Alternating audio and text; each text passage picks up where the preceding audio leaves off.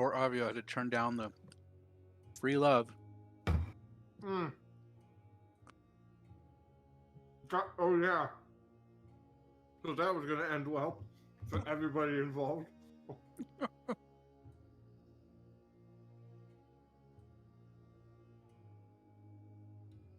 He'd probably be carrying around a chicken lady right now. Yeah, I dodged a bullet on that one, didn't I?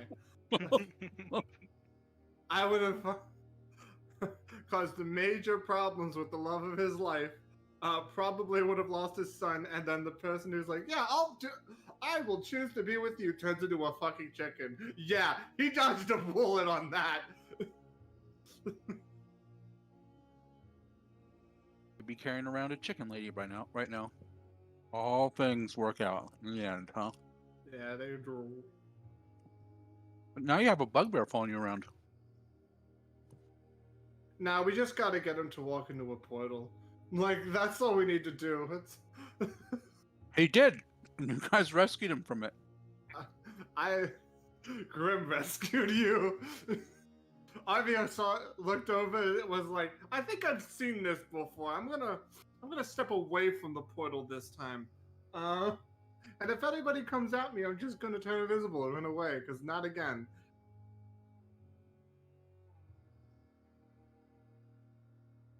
Hello. Hello. What's going on? Hello. So, did you catch up on what happened last time, Mr. Frick you? More or less, yes.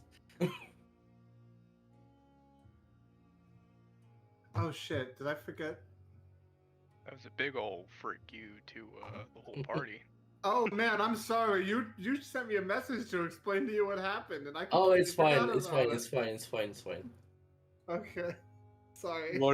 What happened is you just turned around and ran. Left all of us to die.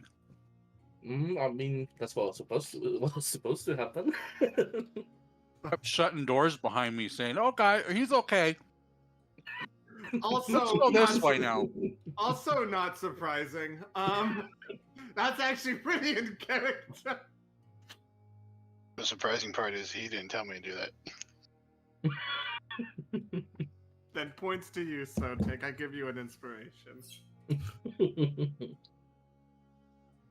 Well, Yeah, I forgot to tell you that. At one point, Yurik ran down a hall and started fighting a monster, and you just walked up and closed the door and turned around, looked to the rest of the group, and said, "No, let's not worry about him." That's actually accurate. I was right. Exactly. See, I was like, Yeah. That's on point.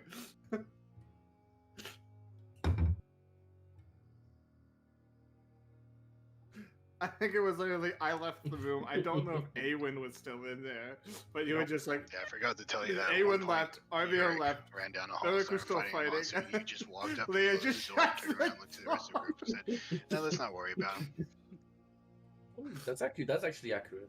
I was right. Exactly. See, I was like, Yeah. That's on point.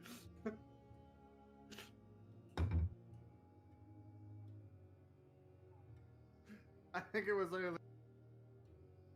yeah, the fog move was, yeah. Big old freak you to the whole party. Oh, yeah. The funny part is, because me and him talked, I knew it was coming. I didn't know when it was gonna happen, but I knew it was gonna happen at some point. Yeah, I was forced to use a spell slot. Yeah, to counter spell, so Okay. you didn't fucking kill everybody. I mean, in my defense, I didn't know Grim is coming back. That's fair. I wasn't aware he's back. Because I like, because when Ulrich apparently went down, I lost all hope and belief in Awen. So I was like, "Yep, we're done. Bye." But if I knew Grim was there, I probably would have restrained myself from using fog at the time. All hope and belief in me. Oh, there's none, absolutely none when it comes to one-on-one fight with someone up close. Not yet, at least. It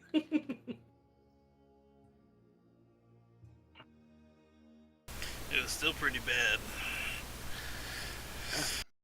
Speaking of, anybody want to recount this last session? We almost died repeatedly. over and over again?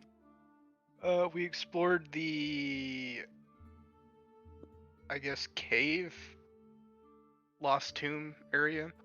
Found some hidden secret passages that Leah pointed out.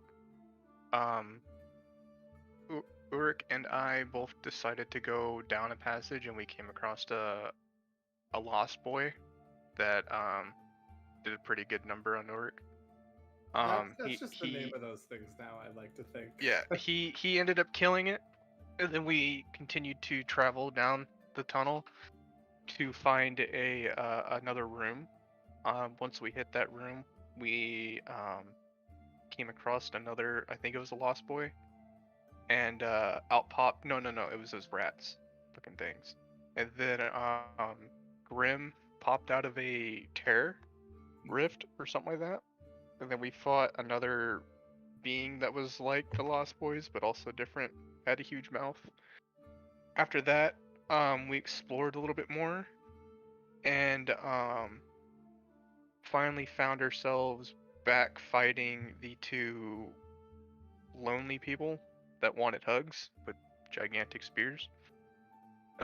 Killed them, and then we found a rage boy that downed Ulrich and was getting Awen and Grim pretty low.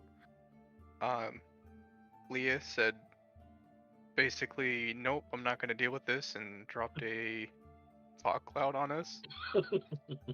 I counterspelled it, so we didn't get any problems with that. We eventually decided to pull back.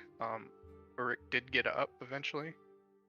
And yeah, we ended up killing the Rage Boy with some pretty weird tactics, but it worked. Anybody else have anything they want to add?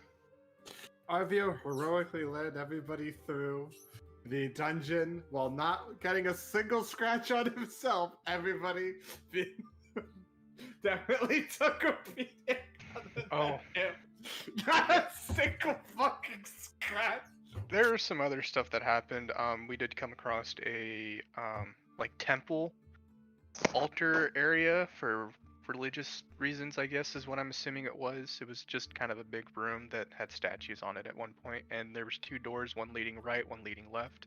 Arvia opened the door on the left, encountered a bunch of rats that swarmed him. I don't think he took any damage, but he decided to throw a fireball, and the fireball came rushing out, hitting him and Ulrich at the same time.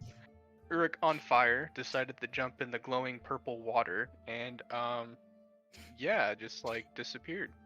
In a brief moment, that gave everybody deja vu.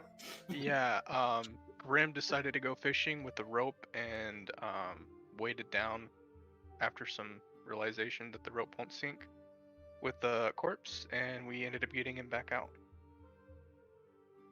Right, and as you all stand here, beaten, bloodied, and exhausted, for those of you not bloodied, still exhausted, you have this very similar out-of-body shifting-like sensation, as everything just seems to, from your perspective, just shift to the right and all of a sudden snap back in place. And as you're standing there, you can hear this faint crying echoing throughout the place. And it seems to be coming from the direction you guys entered the dungeon from. And Leah, as you are huddled around the corner near the entrance, this crying is very loud for you. Can I, am I able to recognize it? You can give me, I guess, a nature check. Sorry, Also, I'm trying to move my character. I'm dragging the map. Hold on, I'll move him back. Also, just so you know, since you weren't here, every time something like this happened, somewhere in the dungeon, a creature appeared through these rifts that you saw Grim and them come through. So your character would know that this means that there was like a rift that something stepped through. I'll probably just look at the direction where it's coming from. Coming from that direction. I'll be very wary of it. You don't can't really place this. It sounds like a person crying, as far as you can tell, but who or what? It's a little off. Mm. You're close enough. You can hear him saying, "I shouldn't have done it. I shouldn't have done it." I'll stay in the corner and see what's gonna happen. Really, is that you? Right? What do the rest of you do? Having just killed this rage boy. Grim is gonna take out another potion and hand one to Awen, and I'm gonna be downing one myself. Alright, thank you. So we'll definitely help you Alrighty. out. That's probably wise. What's But, the roll for that? It's just a regular healing potion, right? So 1d4 plus 4.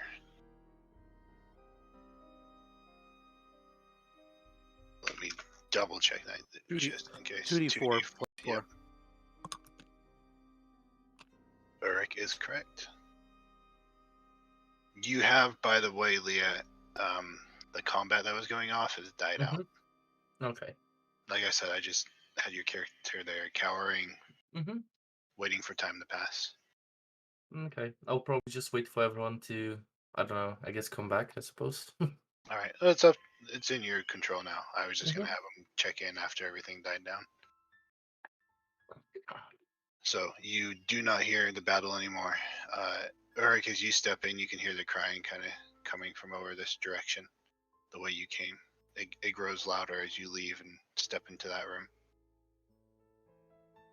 I'm going to slowly make my way stealthily this direction. Okay, give me a stealth check. Right. No, sorry.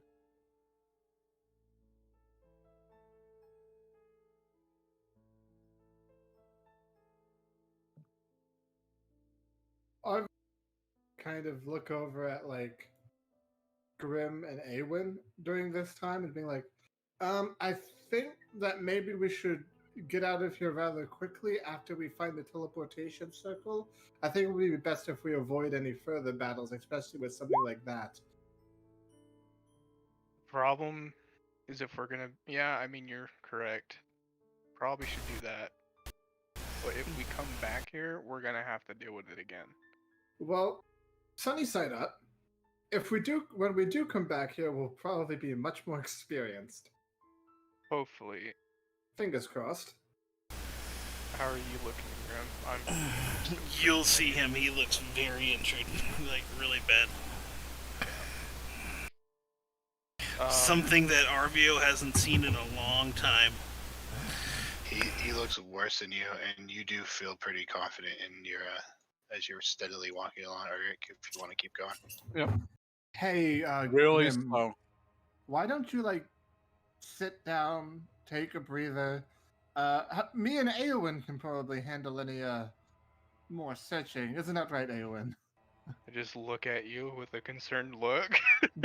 Because I'm like, maybe you should, like, somebody's like, you should take a breather, or is concern of is your ability to handle this, or is concern of Arvio's telling Grim to take a breather? From what you're saying, we don't have time. Fine. Then. We have about a day till we need to get back. As you get there, Ulrich, you see Leah standing here, and who, since she probably is sitting not, in the corner. yeah, since she is not actively searching, going off passive perception, doesn't seem to notice you. She seems to be looking backwards towards this doorway. Oh no, you can't see anything, but you do see Leah sitting there. Actually, I don't need to be over there. All of a sudden, you feel a tap on your shoulder. Leia. Okay. Oh. I'll look around, probably flinch a little bit.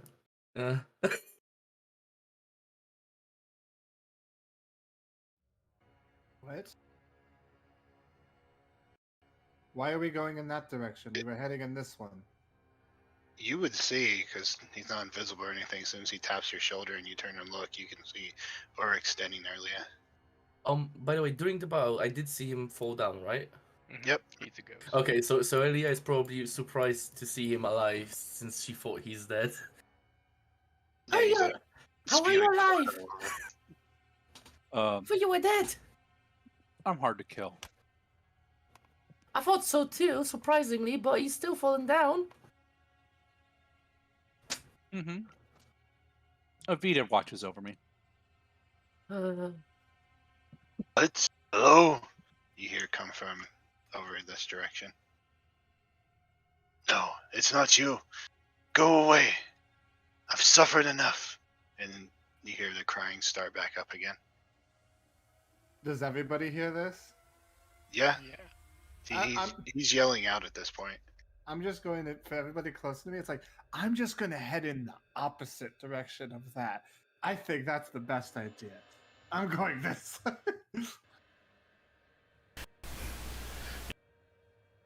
As I I do. a little bit, just so you're going the opposite. Yeah. I will kind of motion. Let's go this way. I will reach out and grab Leah on the shoulder and gently tug her this way with my 10-foot reach. I'm not gonna resist. So you all start backing out. Mhm. You're pretty quiet. Leah isn't exactly all that quiet, but it's a lot better than Grim clinking around.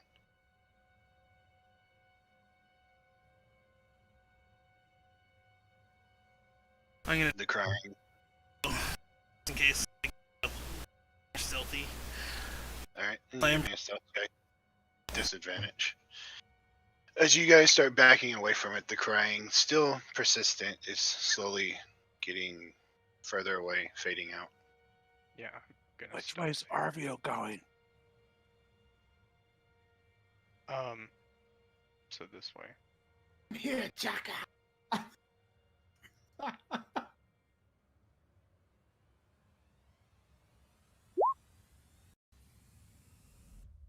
Audio will wait for everybody.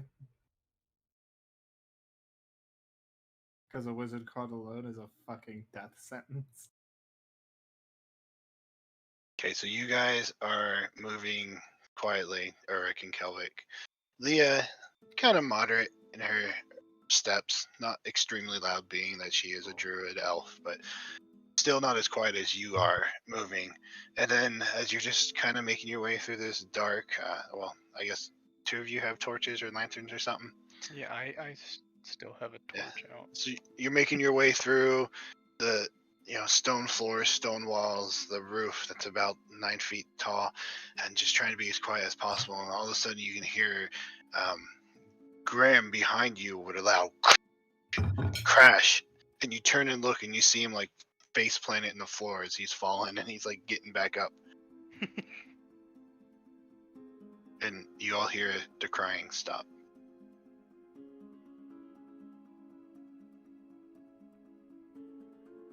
I'll go here and help him up.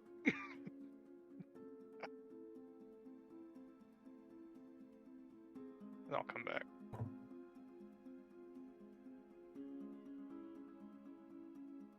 Yeah, once Grim's past the door, I'm gonna shut it and probably take out some rope and tie the doorknob.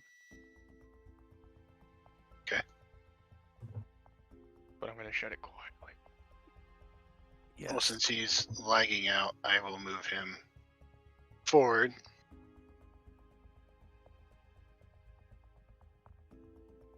Yes. And Cut off our only means of escape. That obviously not our only means of escape.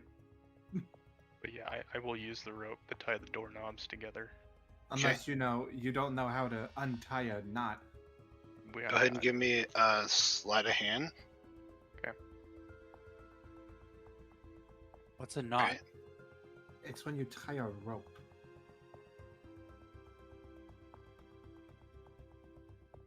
So you all find yourself back in this strange looking room. This was the one that Awen was talking about being a temple of some kind.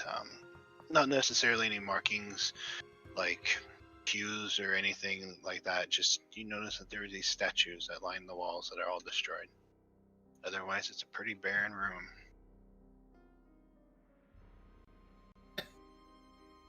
let's go quietly.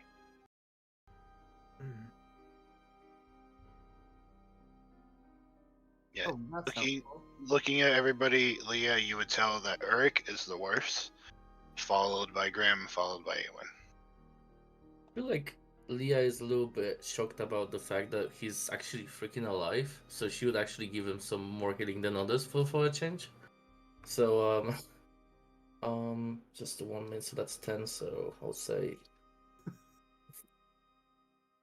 Wow. all of those goes to Yurik. Hmm. Then 26. those 3 goes to Grim, and 8 goes to Awen. All right. Fair. Arvio only takes damage when he chooses to. Literally, the only damage he took is when he blew himself up. Yep. That's the biggest flex. Okay.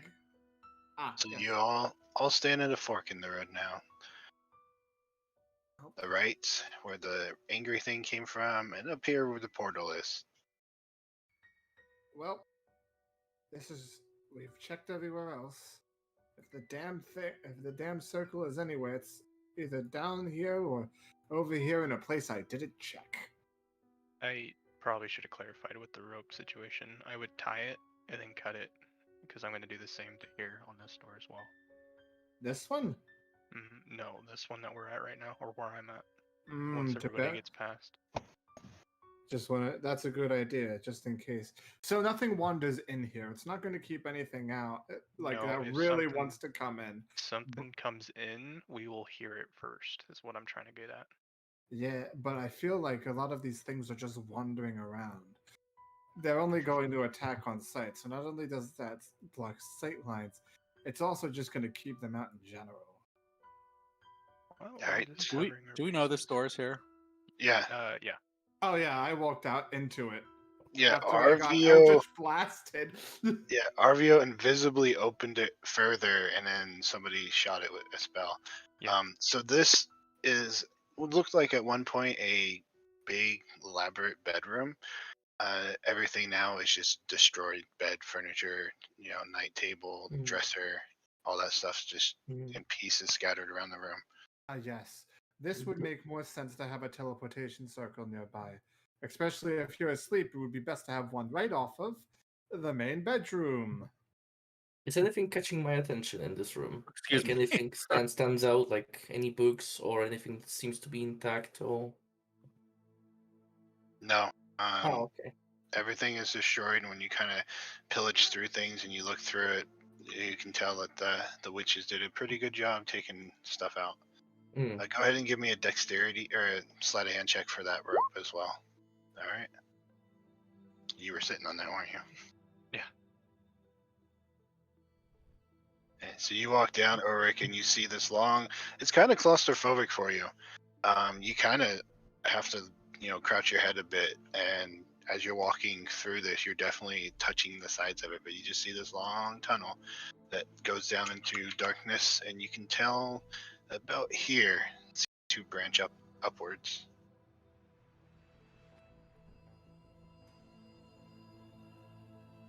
Oh, that's where he's at.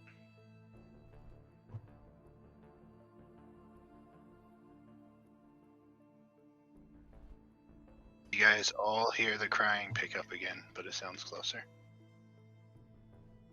All right. Well, I'm gonna continue going down the All right. slowly. This door here, where Arvio's at, is there a way to reopen it once it's closed? On this side? Give me an investigation check as you look at it.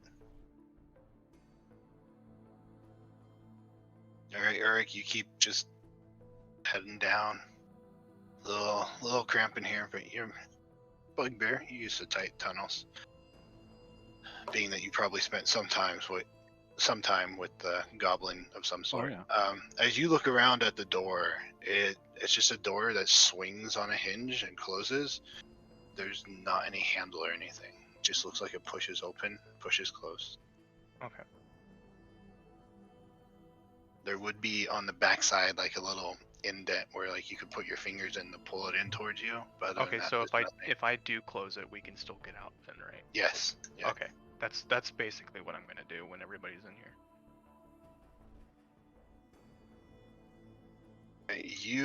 You see that the tunnel just seems to dead end down there. Sorry, didn't mean to do that. And then you can see more clearly that is curving around.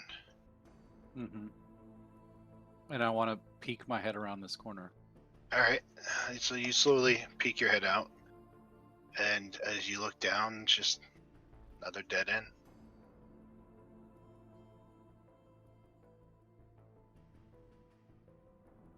Now, looking down both of these corridors, does it look like there's any doorways off to each of these? Maybe a difference in the wall that looks like it might be. Go ahead and give me perception.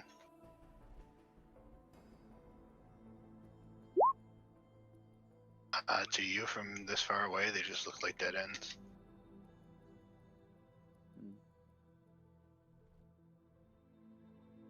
I turn back around and start walking back down to these guys. All right, you come back to see them kind of all just crammed in here watching you. I'm waiting. I'm actually watching Awood investigate the door. Then I turn around. Ah.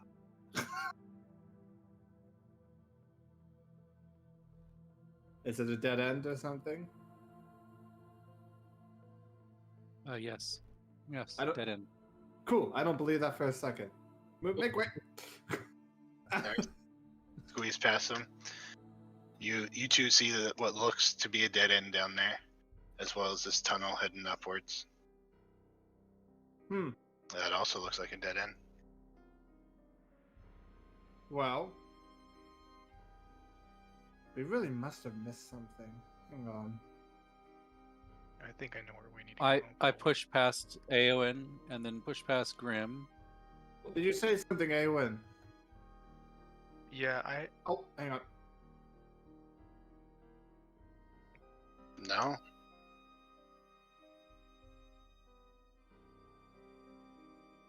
Shouldn't be able to. Refresh. I start feeling all the walls around here. Yeah, Alright. it looks like he's on the DM layer. Just Yeah. refresh your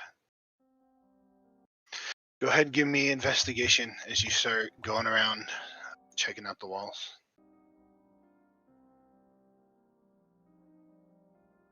Alright, so you kind of moving around, pulling on the sconces.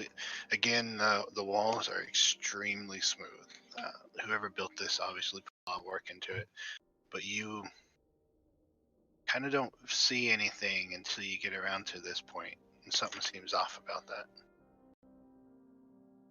I push on the wall. Alright, you push, and there is a opening. Hey guys, I found something. Ah, so you did. Step forward and you see a tunnel. Anyway, Awen, you said you had an idea or something? If the teleportation circle's not in this new location, I think I might know where it's at. Really? What are you thinking? Well, that pool of glowing purple water Oh. does not seem right. Well, yes, it's a portal to the Shadowfell. But that's Do we not know it's a portal to the Shadowfell? All I we mean, know we've- is it's a portal to something. I feel like I've done enough Arcana checks to determine that is in fact the Shadowfell in Yep. character. Indeed you have. So yes, Okay, that is the so Shadowfell. it's a fact then. Okay, I Hey, just wanted yes. to make sure. Hey guys, there's a circle drawn on a floor up here. And so you step in to see this oddly shaped room. Tilted. As you look across, you can make out this circle on the floor, as well as what looks to be statues. And you see one statue. Ah, one moment. Excuse me. Hold the light. Ow, watch it. You move your way up, and you see circle and 3 statues. What As the? you get that vantage. I feel like I'm being mocked. What the fuck? No, I don't trust this at all. And everybody, as soon as you're on this corner, is going to know why. I'm checking for traps. I'm checking the fuck out of this for traps. I do not trust this. All Can I right. do investigation? Yep. Nah, 25. Nah, none of that. As you look at these 3 statues, you can tell that where the pincers come together and the little mouth would be, there's kind of a circle. And you assume that this is something would come out of this. How it's triggered or what would come out of it, you're not really sure though. But Okay. definitely looks like a trap. Okay. So I'm just going to stay out of that range. I'm going to kind of like step in over here just so that people can kind of come in. I'm going to take out one of the cards out of his spell deck, and he is going to start using magic to like inscribe this teleportation circle onto the card for later use, as he has done with the last 2. Right. Don't come in here, it's trapped. And you see Uruk like have a foot halfway through the doorway, and then he stops, pulls it back, and just stands there. Okay. If anybody wants to get a laugh out of this, this teleportation circle is currently surrounded by trapped, and I shit you not, crab statues. I feel like I'm being mocked. I want to move my token there to see what it looks like. Yeah. That's fucking hilarious. I hate it.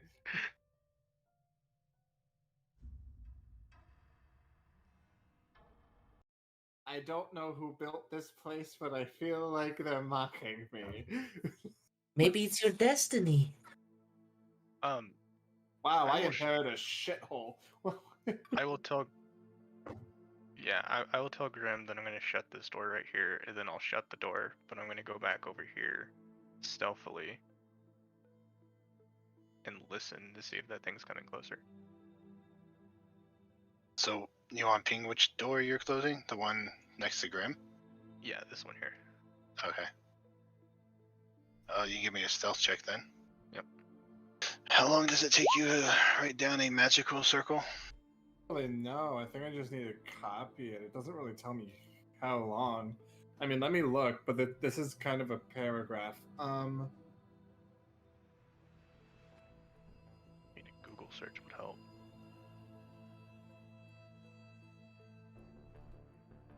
So you head back over. 1 minute. 1 minute. All right. You head back over there, and you're kind of just hanging out that door listening. It is faint now that you guys have closed a lot of doors, but it doesn't seem to have grown louder than when you first heard it. Okay. Eventually, a minute goes by, unless somebody wants to do something really drastic in that time. And you have now copied down this teleportation circle. And because I'm curious, I'm going to walk back into the hallway. Excuse me. Does anybody have... Yep. Does anybody have anything? Look, I pressed up against the wall. I'm literally as thin as a sheet of paper. You are getting in my way at this point. Anyway, does anybody have any heavy object? Like a rock? Leah looks towards Ulrich. Uruk pulls out a bag of cabbages. No, he doesn't have a bag of cabbages. I have a bag of cabbages. I require a Pulls bag out of cabbages. Pulls out a bag of... Oh, do you have the bag of cabbages? Yes, I do. I require cabbages. Awen! Awen, I need cabbages. Do I even hear him yelling? You can hear faint yelling, yeah. What, are you on the other side of the door? Yeah. Yep. Oh my goodness. Give me a perception check, Awen. He locked us in. You hear a muffled. That's all you hear. Arby, what do you need the object for? I'm testing which one of these tiles are going to be a pressure plate, and So I pull off the iron pot that's on my head, and I go ahead and hand it to you. Okay, everybody move. Stop getting in my way, Leah. Stop Hey. getting out. God, You're getting on my way. you are literally getting. Fuck you. I'm going to put the cauldron above my head. And then I think better of it, and I'm like, wait, this is going to be really fucking loud. This is stupid. I put this over here.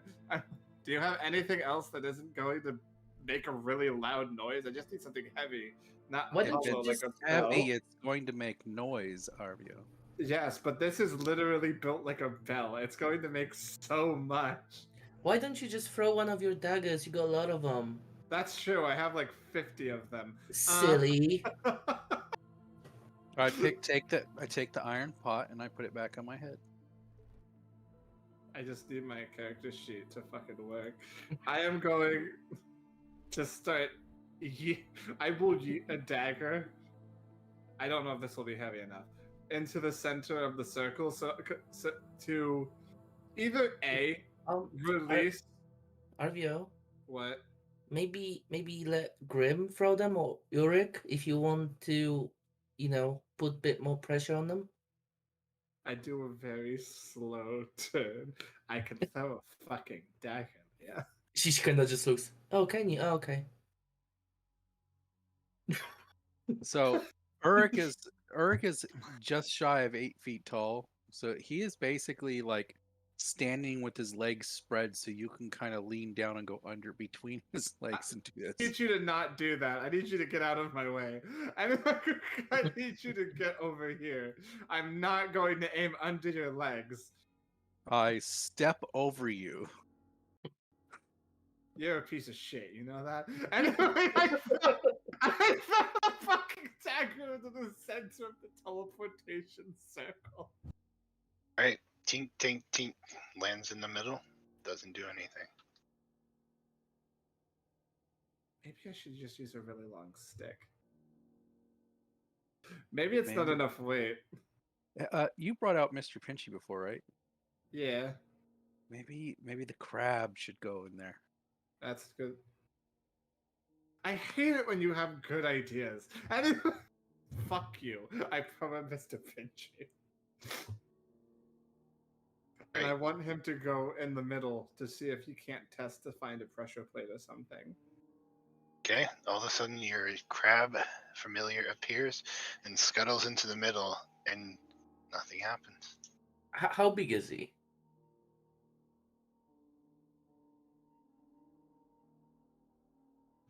I will have him do a crab dance on the teleportation circle. I will command him mentally to do that, as it is what needs to happen. I enlarge him. Oh my god. No, it's a big crab. It's doing a big crab dance. Alright. You command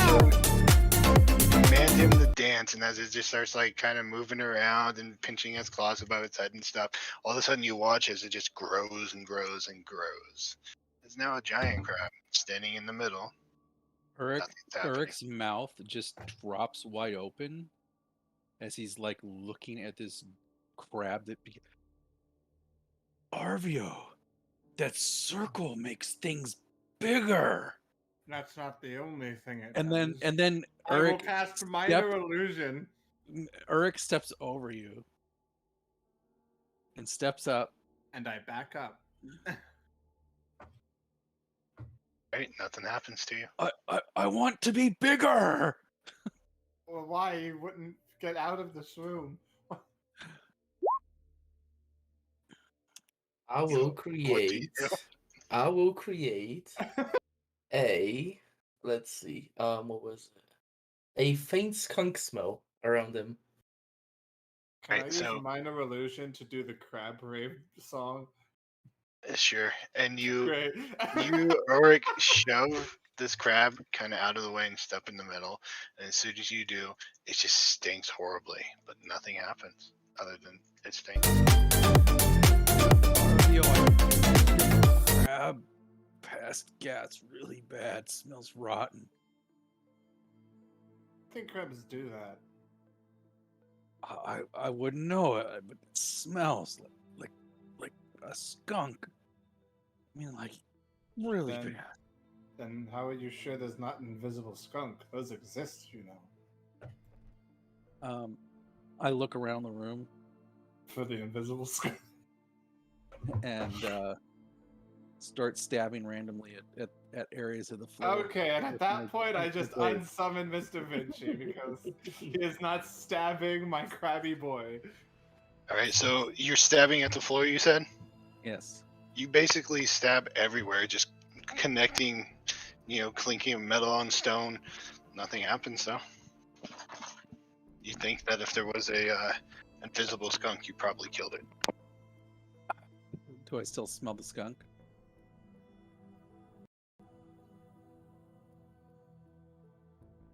Probably not. I think I got it. I think I got it, guys. Like, we can leave now. We also have, for future reference, if we want to do any sort of teleportation, we can do it 6 times. Because I have 6 of these little things, the chalk sticks, to use in the spell. So just keep that in mind. Until I get more. Very important. Leah gives you a thumbs up. Dope.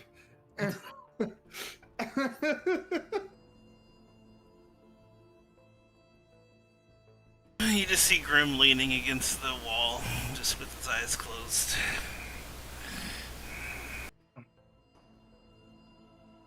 Okay.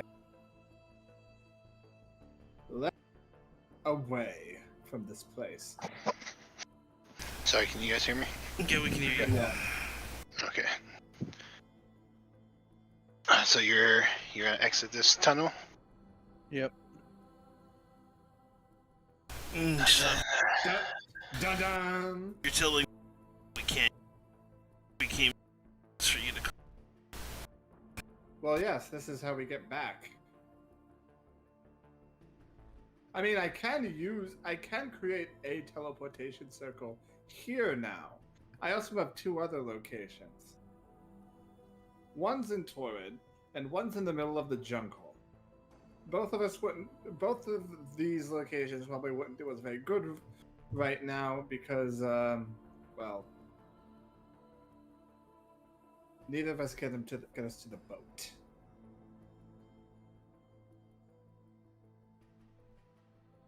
But now we just need to no more battles. Now it is just get the fuck out. We are here. We got what we came for. We don't need to fight anymore. We just need to make sure we don't die and leave. Sounds good to me.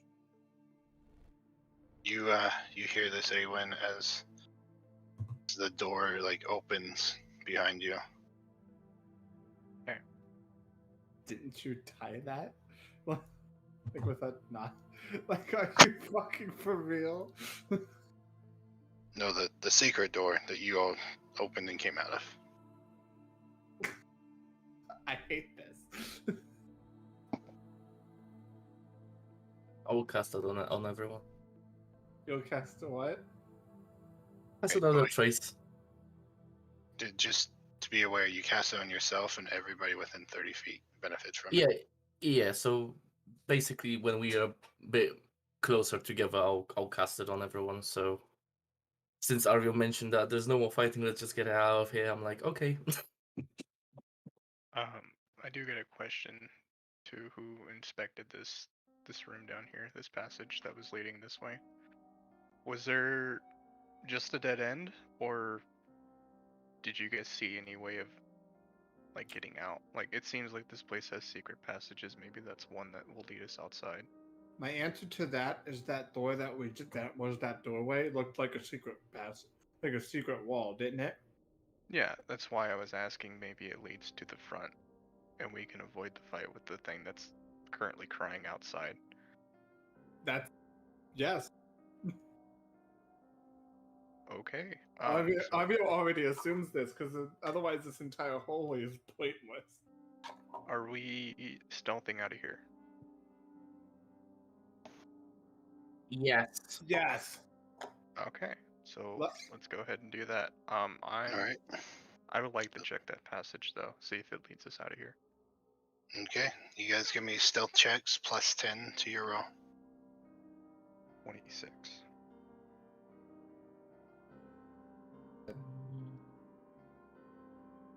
27.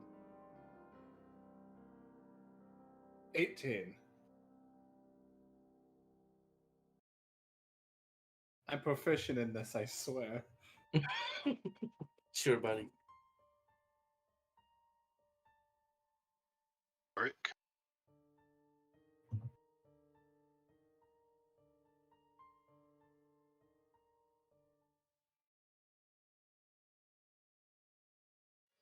Ulrich. You want to go check the Cabbages. tunnel, you said? Yeah, I'm gonna go ahead and check the tunnel.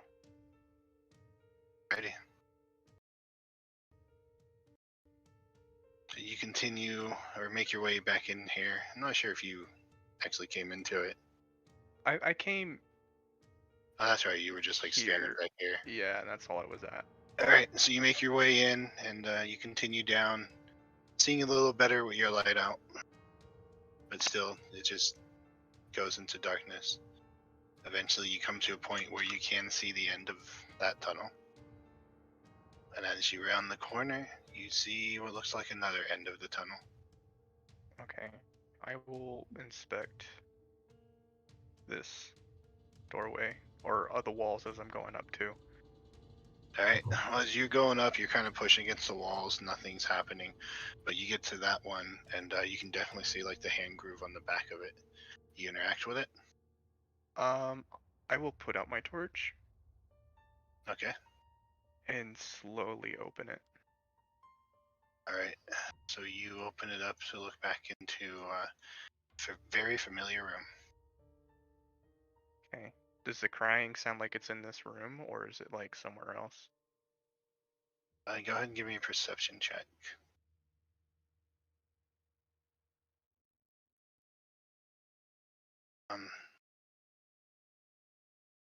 You can't really tell, just seems to be echoing. Okay. I'll step here. But it's definitely louder since you opened this door. Okay. So I don't Alright. see anything. I will step back. Close the door. Ready? Door is now closed. Then I'll start going this way.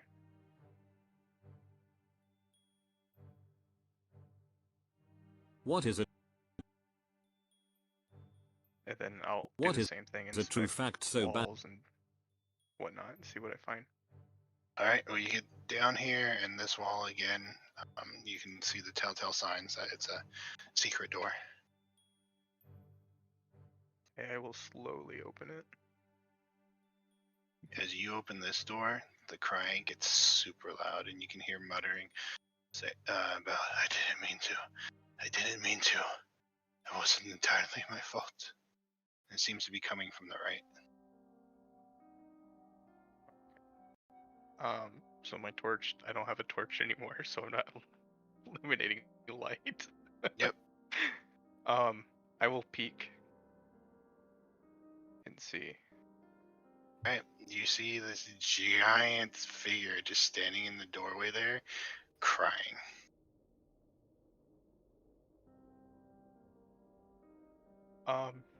Yeah. Doesn't notice you. He's just standing there crying. Is its back faced towards me? It's kind of facing like over in this direction. It's facing to the right. Okay. Okay. I'm gonna make my way back to the group and shut this door. Ready?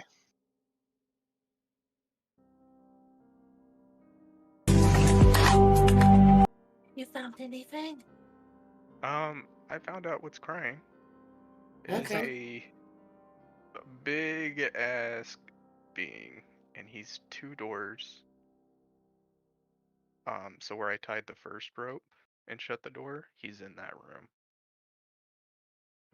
Well, good. I guess we now know to avoid that. He's currently blocking the way out.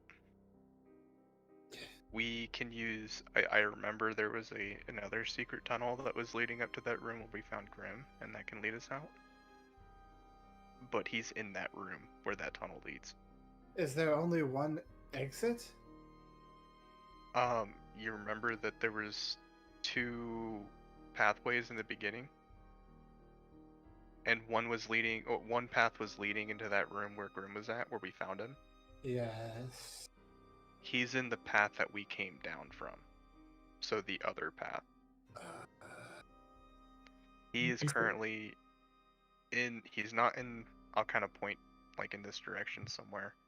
That he's currently not in that room, where the door leads to the portal. He's not in there. This tunnel here will lead us to that room, but if we continue on straight, it leads us towards the kitchen area that we found before, I'm assuming. Okay. Which he's in that room. He's not in the kitchen, but he's in the room above. Then we just go around. Easy peasy. Is there no way of sneaking around him? So we can make noise to draw them this way and then go through the secret tunnel? I was thinking of something like that. I don't know if he's sensitive to light or not. I can create a bonfire within, I think it's 30 feet. Let me double check that. I can create a bonfire within a range of 60 feet. If I can lure him into the kitchen area, we can sneak past using this tunnel. So I'll kind of like, I don't know. I'll use the charcoal off of my torch and kind of draw out like what I see basically. So I'll draw out this tunnel here, like this, the entrance here, the room, with the kitchen down here with this point here as the tunnel. So if I go here and potentially throw a bonfire down here somewhere, he's currently like right around here somewhere around here. If he can go into here, we can use this entrance to sneak out, unlock the door, and then head to the entrance that's in that room that he's in that's leading to that one pathway. To that one room. That's what I'm thinking we can do. Alright. I mean, alternatively, I could make some animal noises if you don't want to waste the bomb. It's cantrip, so it's not gonna worry. I mean, But if you can make a noise that way and lure him. Yeah, I could try. I don't know if he will react to an animal. He seems to react to any noise that we make. Okay, I'll give it a try. And I'm passing Remember by. when Grim fell on his face? Yeah, he seems to stop crying. So he's behind those door at the very end, yes?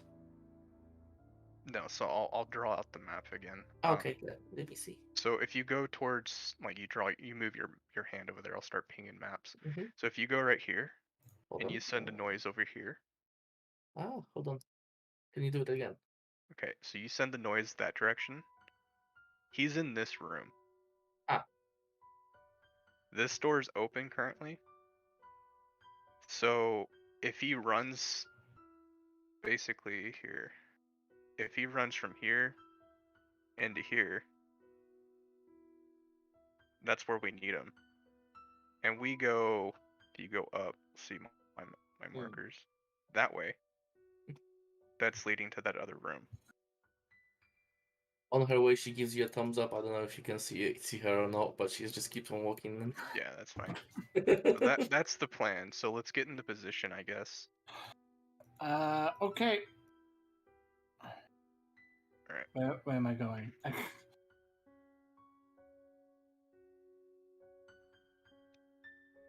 Oh god! I just got the picture of it. Is it really bad? You'll find out. I bet I will. I don't want to know. So, I'm looking back. Does everyone look prepared? I'm gonna start. You don't I'll even be see here. Grim or Yeah. I'll be here to kind of let you know when we're ready. Mhm. And then I'll issue everybody up going this way. So RV, you go up that way. And who else is coming? Is everybody here? I'm following you.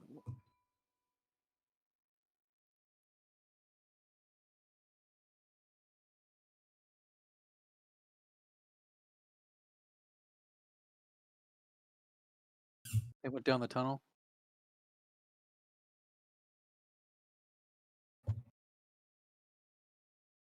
Ouch. Sorry, I have a cat that's really distracting me. Same old, same old. Oh, I'll send Uric up this way.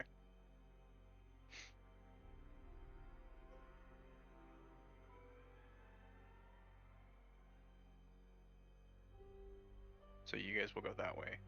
I'm gonna stay where I'm at to let Leah know that we're ready.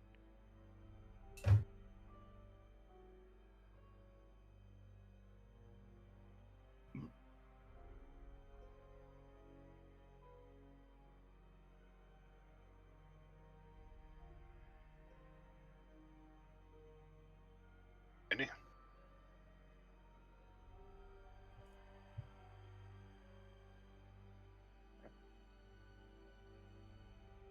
They seem all stacked up in there. Yeah. I will tell Arvio you can go ahead and open up that door slightly and get ready to open up the double doors. Okay, I'm going to use sleight of hand to very quietly open this door.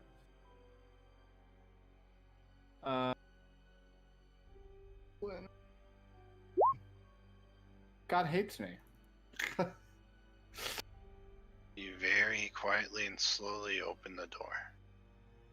Don't. Just going to creep as silently as possible up here. I will whisper to Grim. He's currently looking at the door Arvio is going to, so until he moves, I'll let you know.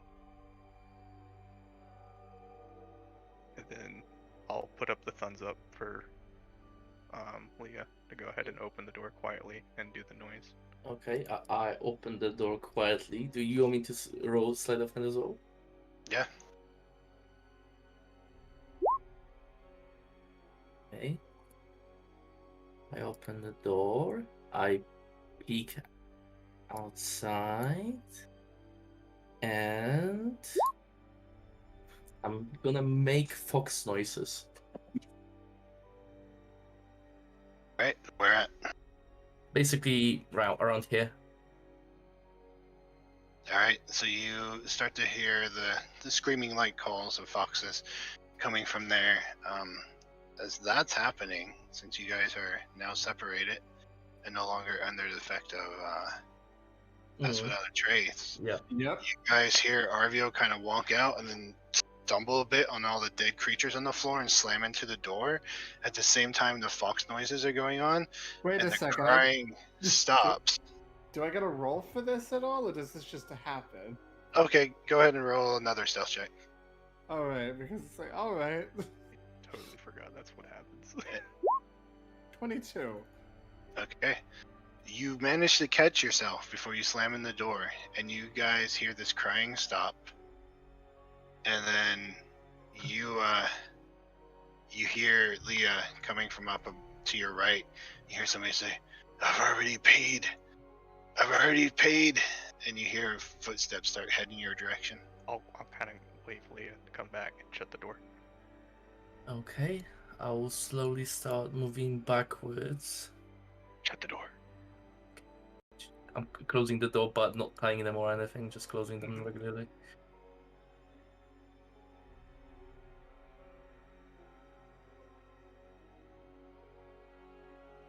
Okay. I'm holding the tie in my hand. I am waiting for the signal. I will squeeze past Grim and Okay. tell Arvio to slightly open up the door. This door is still tied, so you will need to give me. I will hand him a knife. I Okay. pull out. Or- I pull out 3. And while we're doing this, it's like somebody get Leah to. Okay, good, Leah. Cast that spell again. Oh no, it still it should still work. It's long lasting. Does it work that way? Like if we come mean, back into 30 feet? Okay, cool. Yeah. I Yes. didn't know that. Okay, cool. I cut the rope and All right, the rope is cut. You can hear the screaming sounds of the foxes, and they quickly 6 seconds later die out. And you open up the door. Seems clear. Oh, no, it's not. Motherfuck. Okay. Should we Yeah. should we just run? Yeah, No. we should just leave. Quietly. Can I say a Quietly. thing out of character? I'm gonna say a quick thing out of character. Fuck. Yeah. And So you everyone- guys are seeing this massive four-armed creature with this, sure enough, giant sword impaling it through the middle and out the back. You can't really see its face as it's turned away from you, looking in the direction that the sounds were made, but you, from that picture, there are definitely hands growing out and pulling its face back in despair. And as you open it up, it is just standing here looking down towards where Leah made the noise. It's like, I've already paid. Please. I just kind of put, like, Arvio kind of, like, looks over, goes wide-eyed, goes back to everybody, puts a fucking finger to his mouth, and stealths forward. I will... House. I look down at my hooves, I look back at her, and it's like, I don't have a choice.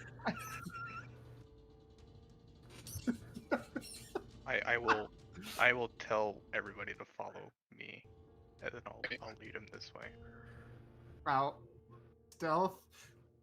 32, I guess. I didn't I mean to kneel. roll choice. I kneel here at this corner, looking at the creature, as Okay. everybody else does. Okay.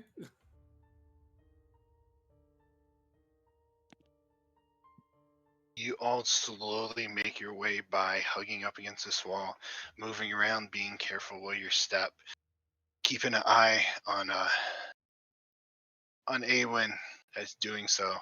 And this creature, eventually you will watch it, or it just still kind of facing in that direction, but eventually it just kind of hunches over and puts its other hands, all of its hands, to its head, and it just starts crying again. And he's just like, I didn't mean to. I paid for it. Please, why shall I suffer?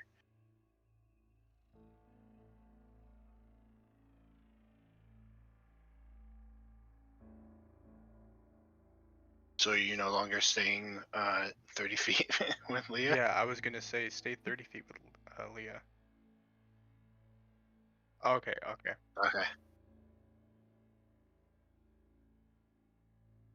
Alright. So you move up and around the corner then? Yep. You guys continue onwards. It just has its back to you. Seems to be focused on its own guilty conscience at this point. Arvio is like, I feel that. Anyway. As you all make your way into this secret tunnel. Secret tunnel. Secret tunnel. Through the mountain.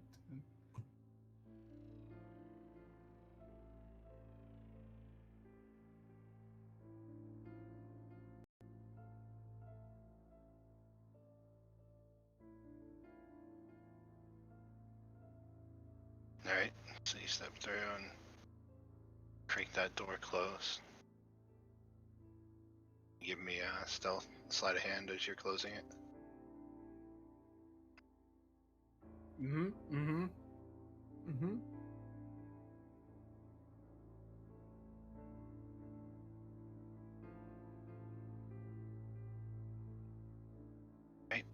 Crying is once more muffled.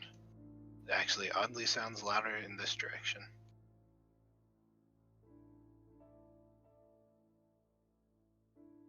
I'll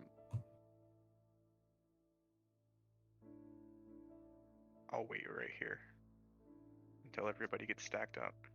I think Grim might just be lagging out. Yeah, he is.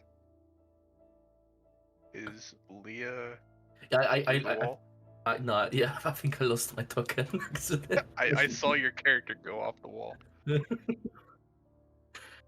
Say what?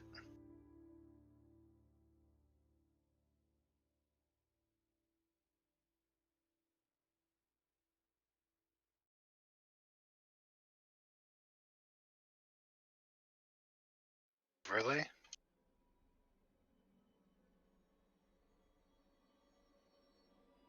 Yeah, I can't find your character, Leah. Oh no. I think it just went Press into the press void. Control Z. Oh yeah, hold on. Control Z. See if that will backstep your character for you. Pressing it, nothing happens.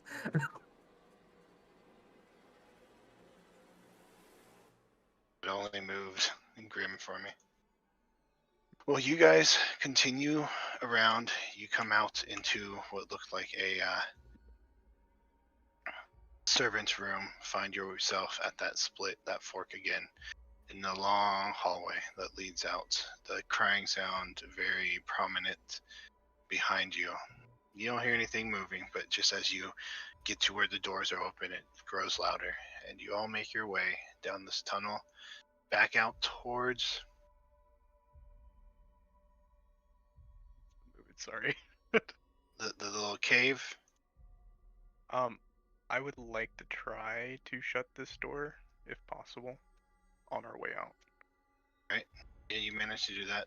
No problem. And then we'll walk out of the tunnel. So you guys find yourselves outside once more in that cave little chamber.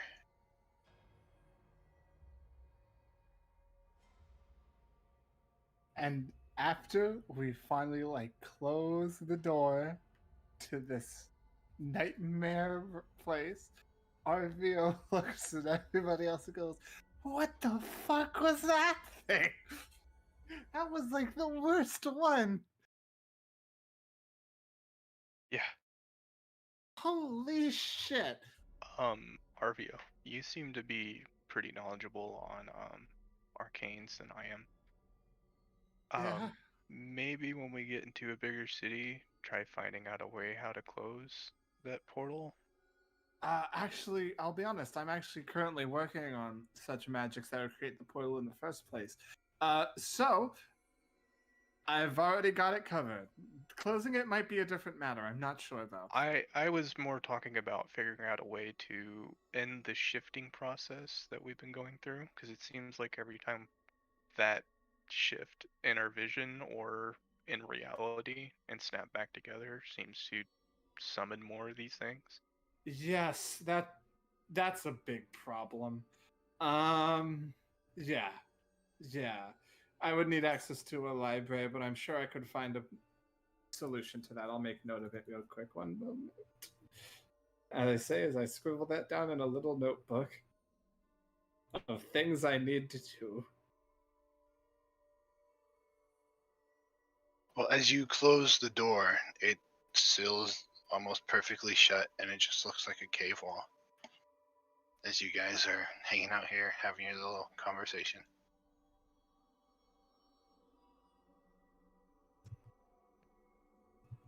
Well, I'm glad Avita protected us in that. Yeah. Arvio, Yes. any way you can. I'm glad to be out of the Shadowfield. Yeah, we're happy you're back. You look like shit. I'm sorry. But at least you're not dead. Yeah. Which is a positive. Arvio, do you still have a spell slot to be able to cast Fly on everybody? Potentially get us No. out of here quicker. No, I'm sorry. Yeah. Should we get away from this cave, or do you want to take a rest here? I don't want to fucking be anywhere near whatever that shit was. I agree. We're gonna call that one regret. The one thing I'm a bit worried Despair. about is, from what Grim told us, was that he was walking in a forest and he ended up in the Shadowfell. Then what we're going to hang on, I still have enough Theoretically, DM, if I casted Detect Magic on myself, would I be able to see a Fey portal because it would be radiating magic? Yeah, but not necessarily if one just opens in front of you. Well, shit. Wait, I would be able to see a Fey portal, but if one opened right up in front of me, aka like conjuration magic, I wouldn't be able to see it? I mean, you wouldn't be able to see that it's gonna open. It would just be there. Okay, I can work with that. I'm going to turn. It's like, well, I can kind of do a thing. I still have a couple spell slots left. I can cast Detect Magic, and whenever one of the portals open up, which are probably invisible if Grim is anything to go by. If you can I locate can- them, we can stay away from them. Yes, That's that's the what I'm thing. saying. That's what I'm saying. I can do that. How long can you maintain that? He goes through his cards a little bit. I can maintain that for 10 minutes. I can also cast it as a ritual, but we need to sit down for 10 minutes. To do it, I have 2 spell slots left where I can cast that magic. So we have 20 minutes. So we currently do not want to stay here, but we should take a long rest to get everybody else backed up to at least working condition. I'm completely spent on what I can do. What do you say about spending a good hour while you actually cast Detect Magic for 30 minutes at a time? We get 30 minutes away from here. Not 30 minutes, sorry. No, I can cast 2. Look, let's just see what 2 spell slots gets us, and then we can... I want to save your spell. Player me, talking there. I want to save the spell slots just in case we come across an enemy, and we can deal with it, and you have something to use. That's what I'm saying. I like literally, it wouldn't make a difference. Oh, I'm it telling wouldn't? you, Okay, right? then never mind. No, Okay. like We'll go really, as long as you no. want. Like it really wouldn't make a like. I know I can use like chromatic orb. Like that's it. Like Okay. that's literally I didn't know it. what level of spells you had left, so. I have first level. Okay. All right. I have 2 spells, and I'm using it so that everybody doesn't get attacked at night. This is a good use to me. Okay, so let's say you cast 2 Detect Magics, and then ritually cast 2 of them. We'll get what, 40 minutes away? Does No, that sound great? that would be 60 minutes because the first 2 castings would be 10. Then I need to wait 10 minutes, and then that would be another one for 10 more minutes. So that'd be 40. That's 3, and then 20, and then yes. You can't move while doing ritual, can you? Correct. So it would be 40. If we're doing 2 Detect Magics and 2 rituals, it should be 40. I mean, if we're including the time, it is in total. It will take us an hour to get out. 40 walking is what I'm talking, not Okay. not the time for you to In do total, the ritual. got it. Yeah. Does everybody agree with that? Get at least 40 minutes away from here and then sit down and rest. Yeah. Cool. Eric just shrugs his shoulders. Alrighty. Let's go ahead and do that. Woo. All right, so you all embark from out of this cave back into the now gloomy forest as the sun's setting enough that it is dark for all of you. Ulrich, go ahead and roll a 1d20 for me.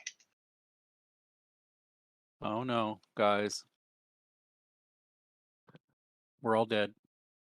All right, so you make your way one by one out through this entrance, and just kind of take in the fresh air. It's a lot nicer out here than it was cooped up in that place. Sorry, changing music. And you kind of glance around, seeing that night is fastly setting upon you, and you make your ways into the tree. Who's going to be leading this? Me, because I have the detect magic going on. I'm making sure we don't wander into any I'm right on his portals. butt. Please don't be right on my butt. That butt is from my mouth. I'm in the Oh, back, Not that kind of way. but Yeah, I'm within, Leia's still passed without a trace. Unless she canceled it. No, it lasts an hour, so if it hasn't been an hour, then yeah, it's still on. We'll be probably That's- right on the cusp of it. It hasn't been an hour yet. Yeah. So go ahead and give me survival as you kind of step back out, a little disoriented, and not exactly sure the bearing you should go. Me? Okay. Yep. Oh yeah. Don't fuck me on this. Okay. 16. All right, a little different this time, leaving on ground instead of in the talons or on the back of an owl. You think you confidently enough pick your way through the woods, heading towards the road that you all departed on. Eventually, casting your detect magic twice, stopping 2 times to ritual cast it again. You make your way an hour away from where you last were. Okay. Away from the cave. Well, we are an hour away, folks. More or less. 40 minutes? 40 minutes.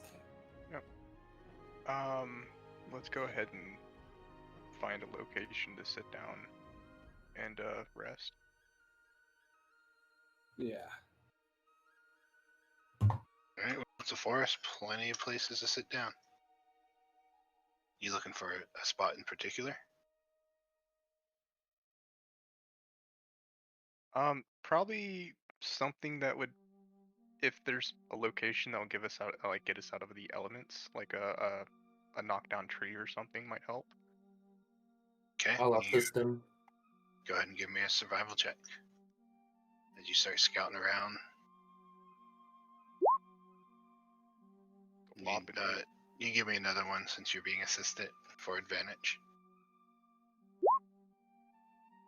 Alright, you find a little hillside that looks like a tree fell over and knocked some over. Not exactly sure how safe it will be to sleep the whole night here under them, but they are giving you shelter from the elements up above. All right. The rest of you are led to this little outcropping by Awen. Alright. I will set up my vidroll. Around the camp, I will try to find some firewood or something if we're gonna use a fire. Right? I'm not gonna wander away. It's easy enough. You guys are in the heart of a forest. There's limbs and stuff everywhere. All right, and then yeah, I'll just start a fire and That's- sit down. At some point, Arvio is going to look over to Leah and just say, "Yes, sneak on your tippy toes," you says to me. Sneak on your tippy toes. Would you rather have me tell you on your hoofy halves? I will kick you. Is that more appropriate? With these fucking hoofy You fucking please come at me with that shit again. I swear to God. Whatever God is looking over us, I will kick the shit out of you with these I mean, is there an actual saying for people with hooves?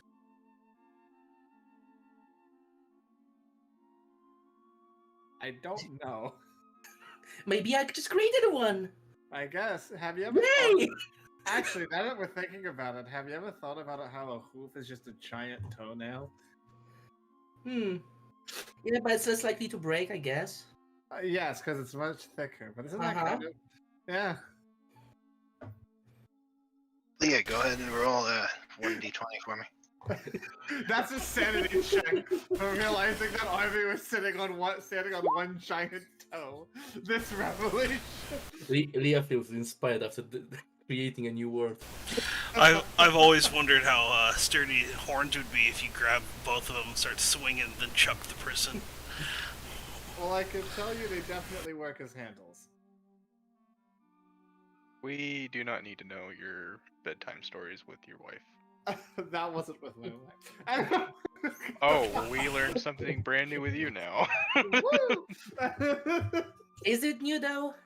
Is it? I've been around. I feel like people know this. So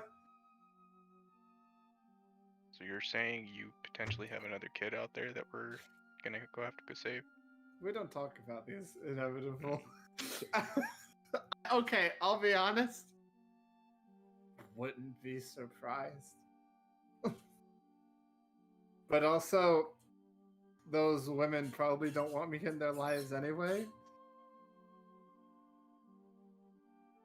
Or so you Hey, tell You're yourself. giving I me a guess. look. I don't know what that look is. You're giving me a look. Okay, I will say I'll take the first watch. Stop looking at me like that, Aaron. Everyone's Just judging me. questioning your existence now. I will take third. Yeah, I'll take the last watch. I'll take second. And I'm gonna climb on one of the trees nearby the camp and sleep and meditate on it. Right. You guys, as you have some lighthearted banter after everything you've just witnessed and gone through and endured just to find a portal, but an important portal nonetheless. You slowly make your way to your bedrolls, tents, whatever you have, whatever you are accustomed to using to sleep for the night. As go ahead, first watch, give me a roll. Yep, starting off pretty great. Damn, son, where'd you find this? All right, you're a little lost in your thoughts, and you just kind of sitting there contemplating when you hear a familiar voice say to you, "It seems some of your friends are capable of handling themselves." I'll say, yeah, they're pretty capable. A lot has happened today. Pretty shooken up about that. It, heard of those things. Reflection from place I come from, place you come from. But it's your friends I'm interested in. They seem like they will do you good. I agree with that. And then you just kind of find yourself sitting there alone. The voice doesn't respond back. And you kind of look around and you don't see anything. Eventually your time comes and passes. It's time to wake up the next person. Okay, I'll go ahead and wake up. Who was it? Second watch, Me. Arvio? Yep. Yep. Hey, it's your turn. Grim, go Okay. ahead and roll a 1d4. And you can give me a perception check, Arvio. Okay. I am too distracted by Mr. Pinchy's crab dance. He's still going.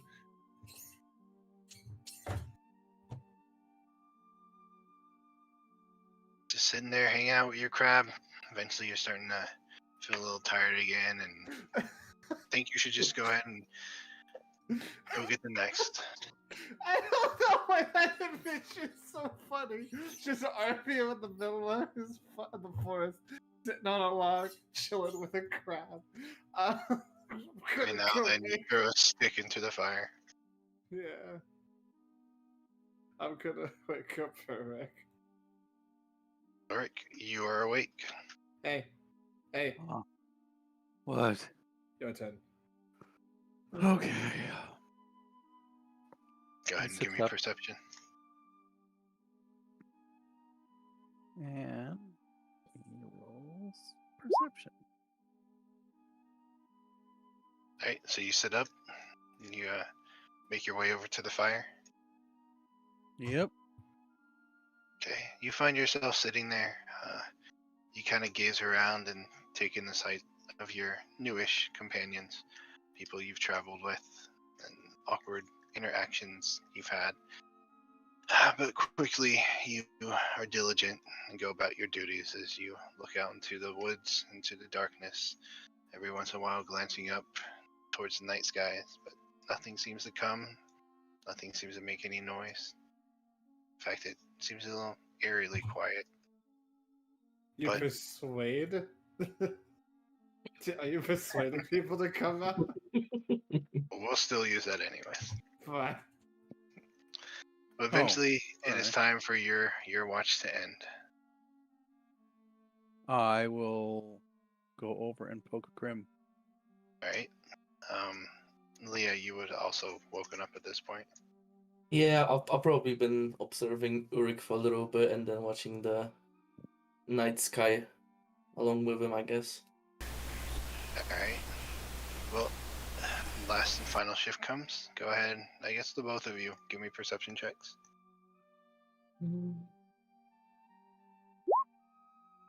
I have the Alright. higher ground. So, Grim, what are you doing? You're obviously not keeping watch. I'll be at the fire, just holding my little bear that Philip made for me. All right. So you sit there just gazing at it, kind of turning it over, Dropping it every once in a while, pick it back up. taking in, being careful to not drop it into the fire. Obviously oblivious to everything going on. Whereas Leah, you're sitting up in the tree. You're kind of just watching out over everything, and you notice a branch sag downwards. How far is it? It's like in the same tree as you. Oh. I'll investigate it. Right, go ahead and give me an investigation. Describe to me how you're investigating it. Oh, basically looking over it, seeing in what condition it is, looking around it, coloration. Alright. Hmm. Sitting there seems to be a young, sturdy branch. Looks healthy, vibrant. Leaves are growing off of it. Nothing seems off about it, other than the fact you saw it move. I will use my staff of flowers to make a flower grow on top of it. Right, there's now a flower. Lovely. That's it. Right. Well, as the night wears on, you can all take your long rest, as nothing eventful happens throughout the night. And you awaken to the dawn of the sun. And we'll go ahead and take a 10-minute break. Nice. I can't. I'm so happy I got those 6 hit points back. God, that was really Yeah, you were on the brink of death. on the brink of. I chipped a nail with my explosion. I'm happy we didn't fight that, because that would have been really bad. That we would have died. I looked at that thing once, and I'm like, "That's the boss monster." No. Yeah, I mean, I got a little information on it, and yeah, it's pretty bad. Don't worry, guys. I still got some more fog. We can do this. Like we thought that the Wrath was the main boss, but that was like the halfway boss. And then we look over at the real boss, Mr. Despair, over here. Like, oh fuck. I mean, Arya, do you know what that was? I don't know what that is. That's new. Okay, I'm not gonna say anything. I'll let Soltic tell you guys. But he did send me a little message of what it does, or what happens when you attack it. And yeah, it was pretty scary. Yeah, I looked at that thing and I'm like, I don't give a fuck what happens. I'm not fighting that. I'm leaving. I'm super happy we got out of that stealthy. Yeah, right? That's one of those monsters you look at it once and you're like, God, no. Fuck. My only worry is I hope it's not still there when we come back. Probably will be. I don't want it to be. I'm not gonna lie, I was really hoping that that tunnel would lead us out straight from the cave entrance. Nope. That would be convenient, but no. That literally looks like a new monster that's so made up to be with like in the same theme. And I look at that one thing once and I'm like, oh yeah, there's no way that shit ain't turning our asses into gravel. Oh yeah, I mean it's bad. I would just pull the sword out of its chest and watch it die. You first.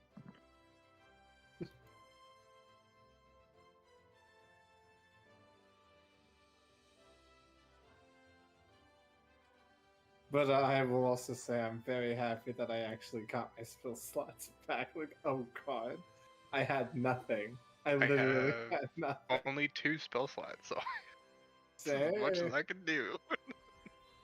the perks of you is that you get it back on a short rest. I have Yeah. to wait. You know how to.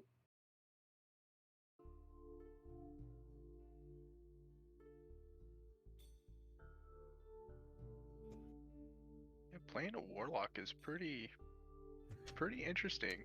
You really have to manage your spell slots on what you want to do.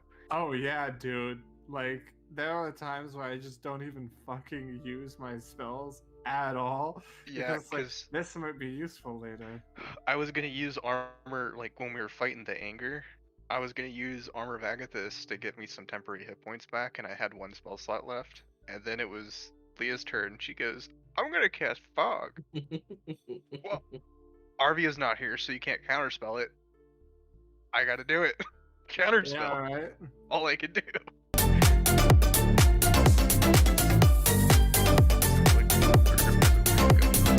Hey, Grim and fucking Mr. Pinchy are off on a corner, and Arvio has like the little minor illusion that are like stage lights and like flashing like multicolored lights and the music going on. Yeah.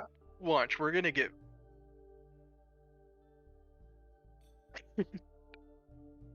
When I'm not gonna lie, when Grim, when you were staring into your bear, I was thinking of that quote.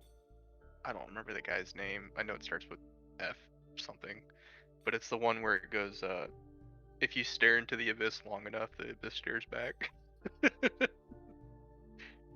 I just imagine you holding like a gummy bear. Yeah, I just imagine you holding a gummy bear and it's looking at you with its soulless eyes. That's how I imagined it. Yeah.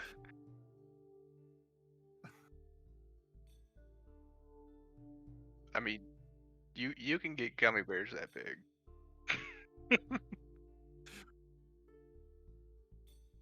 I'm just imagining Arvio's like, oh, that's the bear from Philip. Maybe it's like, oh my god, he's eating it. What the fuck? Because gummy bear.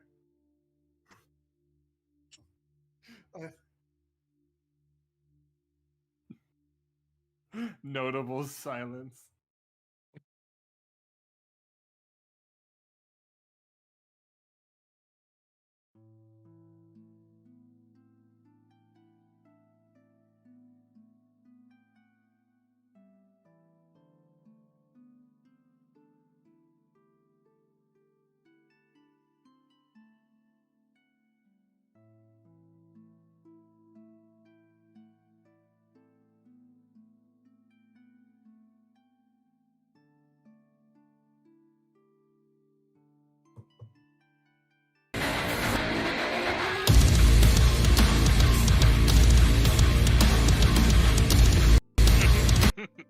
What is that?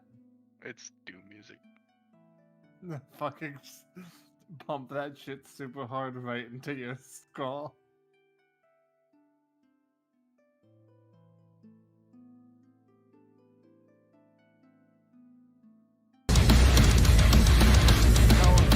Don't be a bitch, just do it. Yeah! Yeah! It's our boy! That's our mascot. Let's go. Oh god. Yeah! I'm back. Welcome Hey. back. Let's go! Yeah!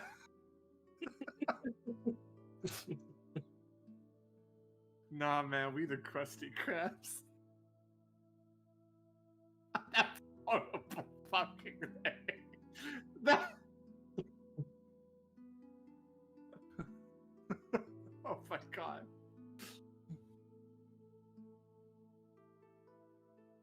We don't want to think about that. All right, just waiting on Auric. Or are you here and muted?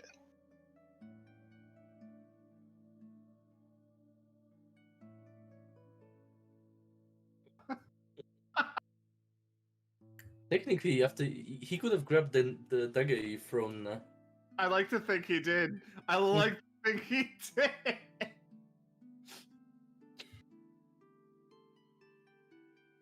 Oh my god! If he grabbed the dagger and then I enlarged him, then the dagger became a short sword. Yeah. Celtic, I'll let you decide whether you want to share that information that you sent to me. No, you can tell. Okay, so what I got sent from this is that it has an ability called Blood for Blood, and if another creature deals damage to the guilty marks the creature as its quarry, and the guilty knows the direction of its quarry for about a mile, basically. Knows the My direction and distance God. to its quarry as long as the quarry remains within a mile of the guilty. Fuck Yeah. that. Really happy we did attack it. I don't have any fly. That would have been bad.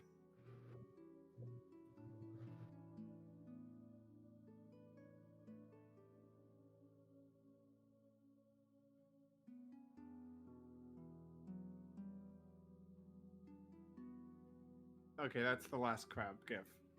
I promise.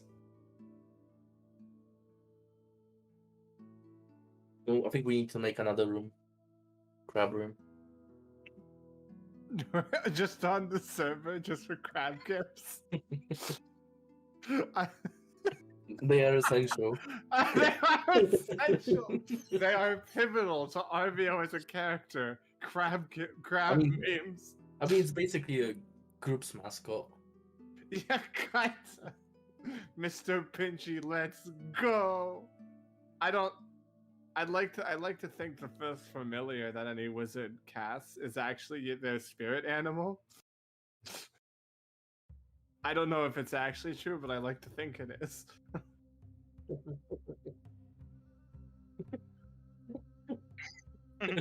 Just looks at all the bodies.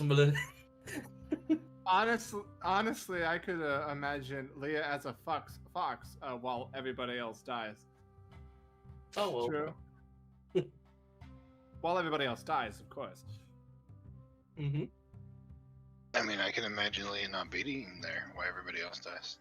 Ah, that's true. I can see another fog coming in. God, I wonder if everybody else will die. This time she'll cast fog if Grim goes down.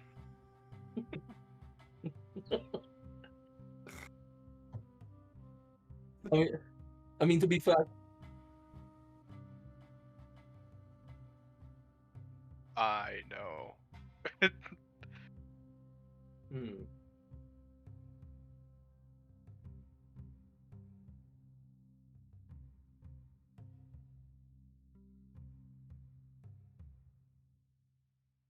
We now have. I'm actually going to go get a beer. This is fun.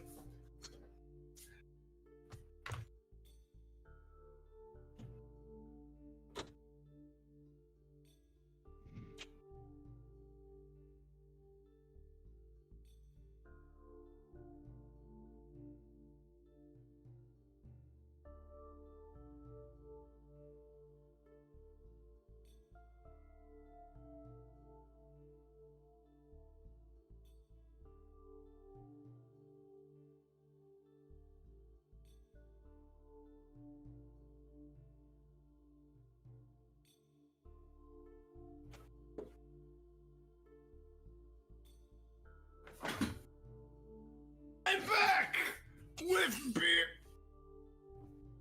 Ooh.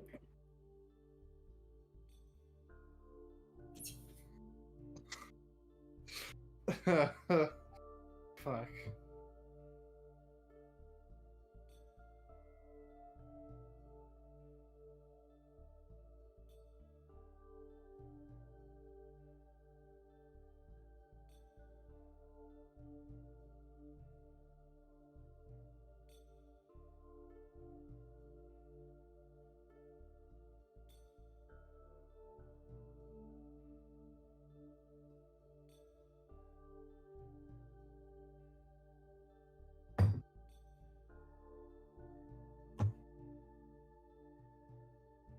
he's on his old gaming computer or laptop, it might be a while. Oi. He's back home. Oh, he is? Maybe not.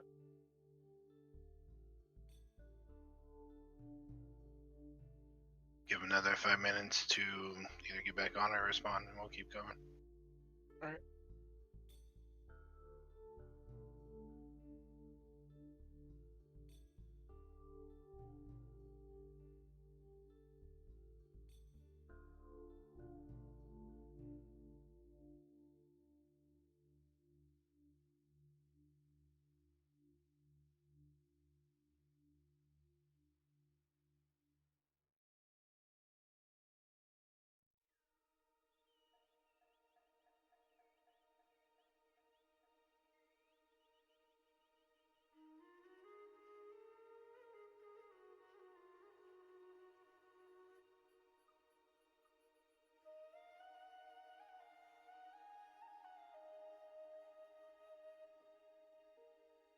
Does anybody know how much a portable hull will hold?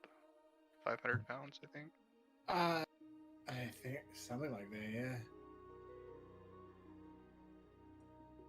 I don't have the what's it called? The actual thing, but I can look it up. I'm back.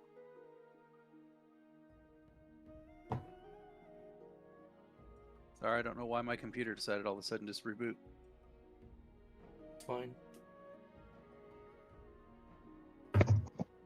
You turn your cruise control off. Alright, ready to continue? Mhm. Okay, you've all awoken. Find the sun up. Fire is just now a bunch of embers as you are sitting under this little canopy or outcropping of trees that are leaning over, giving you shelter. You start packing your stuff up. You have something to eat, something to drink, feeling a whole lot better now you've gotten a full night's rest. What do you wish to do?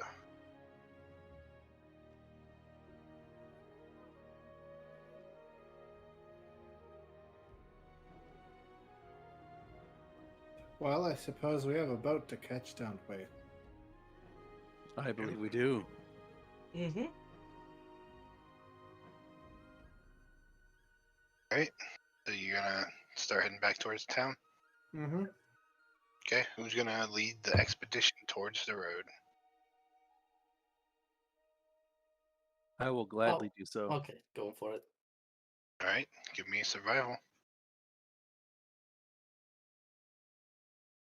I'll put my sheet back up here. RV, are you going to be casting detect magic too while we're going? Oh, sure.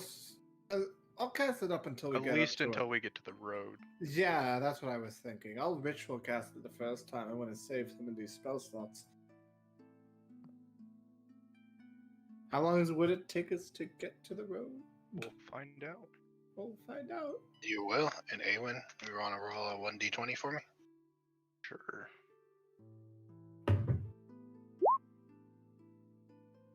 Alright.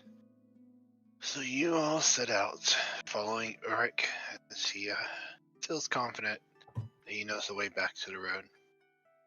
Eventually, the halfway point comes for the day, and you guys just start to crest the forest end, and you can see the road ahead. Is there anything particular you want to do when you saw the road, or? Travel along it? Yeah. Maybe? That seems like a good way to go. I was just curious because you were asking how long. So it took you half the day to get there. Are you sure? Because I would need to stop half the time and cast a ritual if we're being that,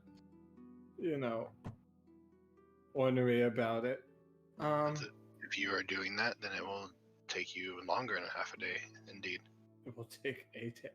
How about I do it like once, and then it goes down, and then I think we're just fine because we're far enough away, and anything more would just kind of be ridiculous. I mean, that'll work, whatever you think. Yeah. Will you travel unharassed through the trees to the road. Eventually to the road, you turn, heading back in the direction you believe will lead you to the town. Eventually night starts to fall. Town's nowhere in sight. You realize you need to find somewhere to set for the night. Alright. Alright, time to search around. Yeah, because from my understanding, it was a 2-day travel. Alright, you guys can camp on the side of the road if you wish, or you can, if you wish to find somewhere off the road, more secluded, that would be a safe space, then you can also do a survival And check we for that, camp right in the middle of the road. if you want. I agree. Seems stupid and rude. Let's not. I do agree. No, I think No, we should we'll go off camp to the it. side. That. That seems stupid. Let's not. So, who's gonna look for a place to camp I'll for look the night? around for it. Alright, give me another survival. Okay, you find a suitable hill. You kind of go over and it dips down, and you got a bunch of trees just surrounding you, and it's clear down in here. You can see up into the night sky, and provides shelter from the wind. And you would guess that anything that would have to come at you would have to come up on top of the hill and head down. That should do. Alrighty then. Right, so you set up camp, and getting ready for another night of rest and relaxation. I What do you will. all- Go ahead.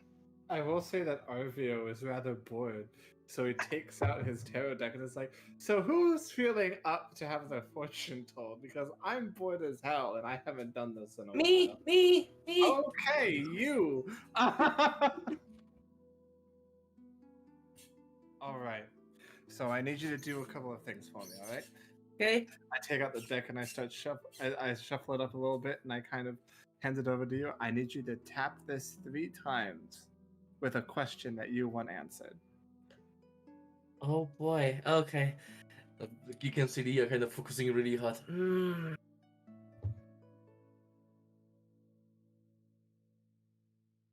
Okay, she came up with a question and she literally she slaps the cards like. Okay, don't. I thought it just recovers a little bit. Ever heard of 52 pickup? Yeah, it's the fates are on the line. Now I'm now looking up a fucking tarot card reader generator. One moment. All right. So the first one is the past of this situation that you currently have undergoing. The past is the 6 of Wands. It symbolizes outperforming your peers, winning a competition, or being recognized as a capable person. You know, having your moment in the spotlight sort of thing. Oh yeah. Okay. I might be doing the wrong. Hang on, I need to check. Oh no. Hang on, I'm only supposed to draw one thing. I am very out of practice. I apologize. He just sits there confused, like, oh. No, I'm sorry. This was only you're only supposed to draw one for a question. But sunny side up, the 6 of Wands symbolizes victory, achievement, success, and triumph. Yay? Question mark? You can see kind of her being confused. Out of curiosity, what was your question? How long until I find the person I'm looking for? Well, I can't give you a number, but it will say. No, I mean, yeah, you said came up with a question. She came up with a question. Well, I can't answer you that. However, I can say that you will certainly be victorious in your pursuit. Hope so. In a very positive way. You can see her grinning. 2 thumbs up. Who else wants to who else wants to go? Nobody? Leah, you're the fun one. You know it. 2 thumbs up. Maybe some other time, Arvio. Thanks for the gesture. Do you really want to read mine? Kinda, now that you're mentioning it. What do I have to do? Alright. You're going to tap the deck 3 times. I'm going to shuffle it up, and this can either be a question or your general fate. General fate. All right, this will be me going 3 then. So you will tap this deck 3 times. I will shuffle this up, and whatever the cards say shall unfold. I'll tap it 3 times.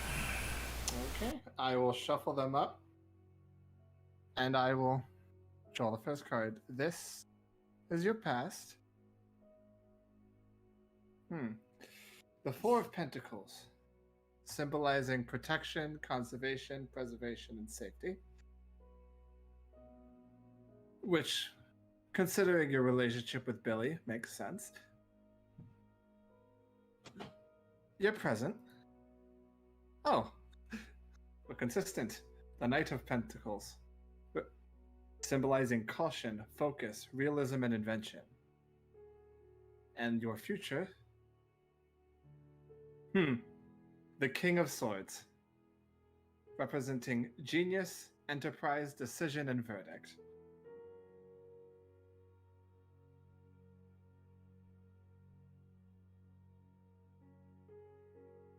I just stare at you. More or less, your past seems to be one of a protector and a guardian. However, you seem to be growing into this. King of Swords. It's more or less meaning is you're going to eventually become, well, kind of what you are right now, actually. Expressing yourself with a firmness and authority, rendering a final decision, consulting as an expert, calling in. Basically, you're going to be a very knowledgeable person.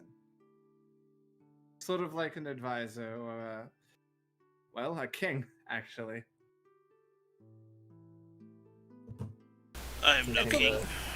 It's a little bit abstract, I understand. But this is actually a very good hand. Whatever you say, O'Reilly. And while that's done, Grim, how are you feeling? Physically fine. Just want to check up on you. I don't know what effects might happen to somebody that's transported into another plane and then back to this one. I don't know. It's not my first time. Yeah, well, considering you guys went through the whole ordeal in hell, I can kind of see that, but you guys came back with more than just your lives, from my understanding. It seems like we came out with less. Yeah.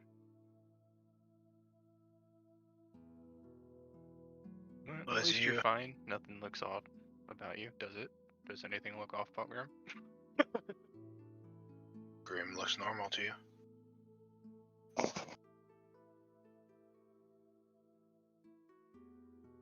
As you all slowly converse the night away, as you set up camp, the fire, and you eat. Go ahead, and who's going to take first watch? I'll do it. I'll take last again. I'll take third one. I will sleep all night. So, Alright. me, Eowyn, Leah, and Grim? Yep. Cool. Go ahead and give me a perception check. Perception. Yeah, I'm actually quite Alright. happy with that. So this night, you do not sit and gaze lovingly at your crab. You instead take a little more responsibility in watching the surrounding area, and night seems to go by pretty uneventful. Starting to get a little tired. Decide to go and wake up the second shift. I just kind of gently shake Eowyn awake. I took first watch with you. Oh, you did? I didn't know that. I'm Mhm. sorry. Yeah. I go over and I slap you in the... No. Well, you two, Awen, You guys would have just kind of sat there and been diligent in your watch, not seeing anything. Alright. I guess go wake up the next person. I think was Leah was the next. Oh, I was planning to go on as a third one, but I literally said There's out nobody loud. for second. I literally said out loud. Okay, so first it's Arvio, then it's Awen, then it's Leah, then it's Grim, and everybody was like, yes. I said I was gonna take first watch again as well. I mean, Dumb. you can wake her up. She'll just be a little confused. We are so organized. We know exactly what we're doing. Let's go team. So yeah, I'll wake up Leah. All right, Leia, you're awake. You did not get your full rest. What? Has it? What? Has it been 4 hours already? Yes. No, it's been Wait. 2. Awen, what the fuck? What? She said she was taking the next one. Okay, fine. I'm gonna go to bed now. Okay, I guess. Still taking pictures like this? Stop. She's hyper awake because she didn't expect that. She's like, what? Jesus. As you sit there, taking in every little detail of every blade of grass, every bush, every stick, every stone, every branch, every leaf. Even at one point, watching the stars, seeing if anything flies in between you and them. Your night goes by uneventful, and you're starting to feel tired. Think you should go back to meditating. I'll go tap Grim with my stuff.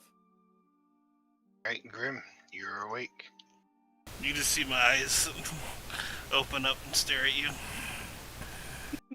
I can kind of imagine Leah having her eyes kind of just like... You kind of see a little bags underneath her eyes, and her eyes are reddened because she didn't expect what she got. She's like, yeah, turn. She goes down. Yeah, I'll just get up. Right, and give me a perception check.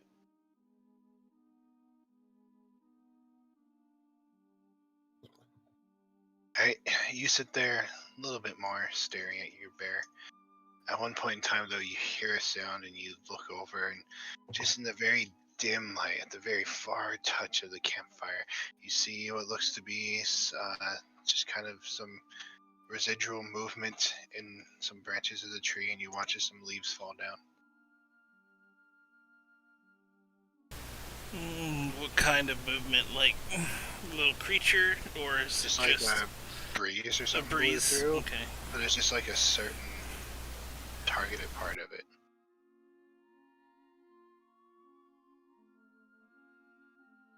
Does it, like, what does my gut feel like?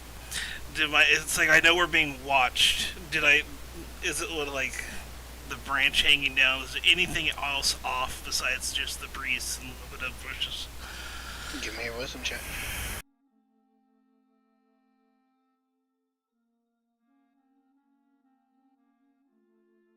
Seems awfully odd for you as an experienced adventurer that a very trying to think of the word, very targeted part of this tree is moving when none of the rest of the trees are moving, even the same tree itself. But you don't know. Could have been a squirrel jumping through the tree or something. If it happens again, I'm going to take out my small hand crossbow and shoot at the spot. Well, you watch that all night. Eventually you start to feel very tired. Think that you should go and get somebody else to take a rest if you want your full 8 hours rest. But doesn't seem to move again. Eventually it's the swaying just kind of slows and slows and slows and stops.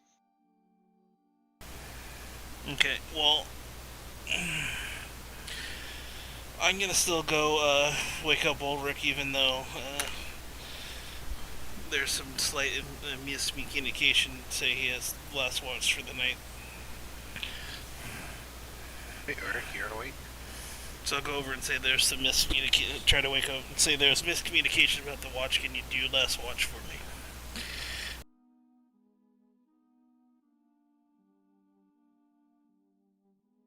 Just continues snoring. Or he's muted. I'm not doing watch tonight. So I keep snoring. Who? I hear him. Said he's not doing watch tonight. What? I said I was sleeping through the night. It was my sound that was muted, sorry. Said I was sleeping through the night because everybody else claimed all watches. Yeah, I know, right? I know, and that's why since it changed, I asked if you were, and if you're not, I'll just stay up then. No, if you're waking me up, I'll wake up. Yeah, that's why I'm asking. It's like there's miscommunication about tonight's watch. Would you take the last watch for me, please? If not, I'll stay up. I'll take it. I get up and stretch and yawn, and I'm going to start cooking breakfast for everybody since this is last watch, correct? Mm-hmm. So I am going to prepare a meal. Right? Do you even want to roll perception? Or are you focused on cooking? I'll roll perception, but maybe at disadvantage, Sure, go ahead. since I am distracted by the cooking. Oh yeah, you were very Wow. distracted. Wow. You get up and you kind of look around and you're like, yeah, I'll do a pretty good job keeping watch. And you're like, you know what? I'm gonna make these guys something to eat. When they wake up, they'll be really excited. And you go the entire time without ever once glancing back up at the surroundings. But eventually, the sun starts to rise. Everybody starts to stir, and you have a nice breakfast cooked for the whole group. You all awaken to a. Go ahead and give me a performance check, actually, Ulrich. Performance check. Yeah, just see how good you. Do you have something else for it? Yeah, I'm proficient in cooking. Oh, well, if you got cooking, go ahead and roll on it. I believe it's a wisdom. Alright, you guys all wake up.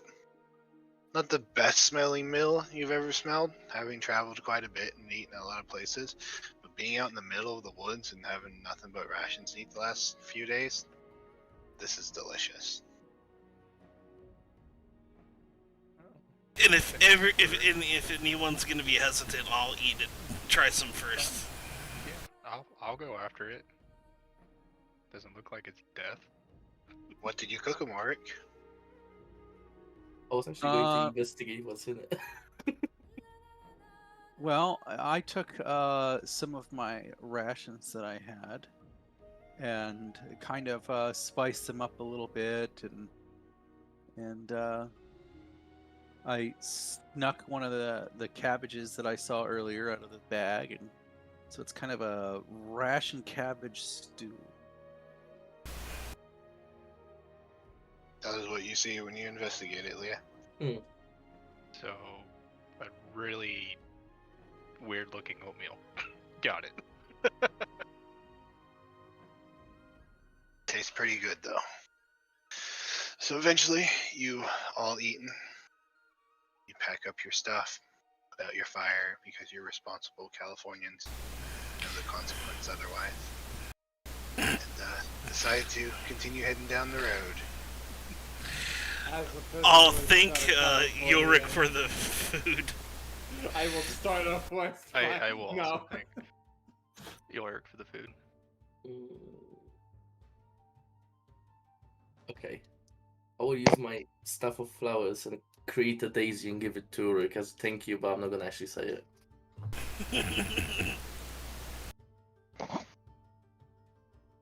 Right? So, no need for anybody to lead here. I will ask Arvio to go ahead and give me a 1d20 roll, though. Oh no. Can I use one of my points for this? Sure. Nah, I'm not that stupid. I'm just gonna. I literally don't. Yeah. Oh, it's a 1. Yeah. It's a 1. Let's go. Alright.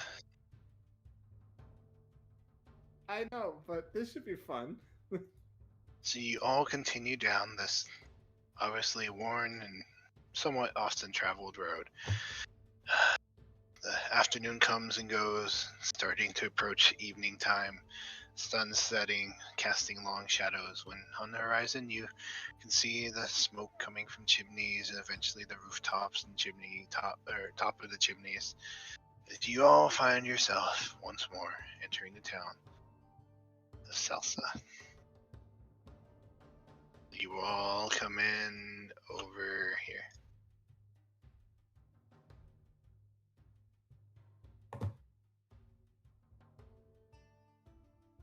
So, now that you're back in town, what do you wish to do? What time of day is it about?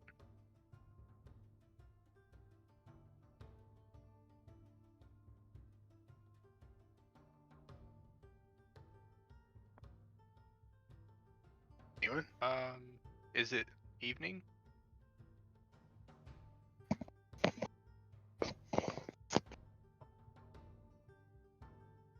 Can you hear him? No. No. Is it Neither. talking? Hello? Hello? There we go. Hello. I hear you. Okay. So, I just told you guys what time it was as you were entering town. Anybody remember?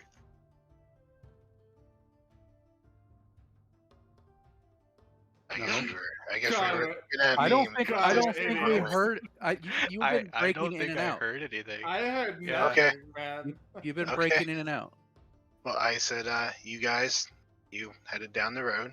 Nothing happened. Eventually, on the horizon, you can see the top of the roofs of the houses. You can see the chimneys, the smoke coming out of them. Once more, it passed noon time. It was starting to get into evening, heading towards dusk as the sun was casting long shadows across the place. You guys once more enter Salsa. I heard chimneys, long shadows. We find ourselves in Salsa. That's what I heard. Yeah, Yep. same. But now that you're here, what do you all Alright. wish to do? I'll tell the group. So the captain's probably still in the tavern. Do you guys want to wait one more day and then set off in the morning, or what do you guys want to do? Let's go now. Go now? We can go now. We've already paid for the voyage. I mean, there's nothing really we got to do in here, and I don't. And as you said, I don't think they really want us to stay here much longer. Well, no, I mean we can kind of camp outside one more night if we want to do that, or we can see if the barkeep will let us stay for one more night and then we'll leave. But I think it would probably What's be keeping us from not going now? Last time we told him that we were ready to go now, and he was kind of in a hurry to get everything going. So I wanted him to at least get some time to get everything prepared. But I don't know. We can ask him if he's ready to leave now, or would it be better for us I to think it'd be go better to ahead? ask him if he's ready to leave now. Oh, we could ask them if we can go and sleep on that ship. So if they want to go in the morning, we'll already be there. Yeah. As a point of note for everybody, we are hired as deckhands. I wasn't there, so I don't Yeah, know. I figured you weren't, but I Yeah, let I mean, everybody know. yeah, Leah wasn't with you as well back then, and I don't think Leah would know what that means. Wow, I don't actually have any idea how effective I would be as a deckhand. Well, we're hired to help. That's what it was. Or not Oh. hired, but we paid for voyage while we're helping out. We were discounted to help. Got it. Yeah. All right, so let's go ahead and make our way to the tavern and look for the captain. I guess that's what happens when the guy who has all the money is not here. Yeah. Oh, you were there. It's just Yeah, I know. yeah. What was the captain's name? I'm looking at it right now. Okay. Run.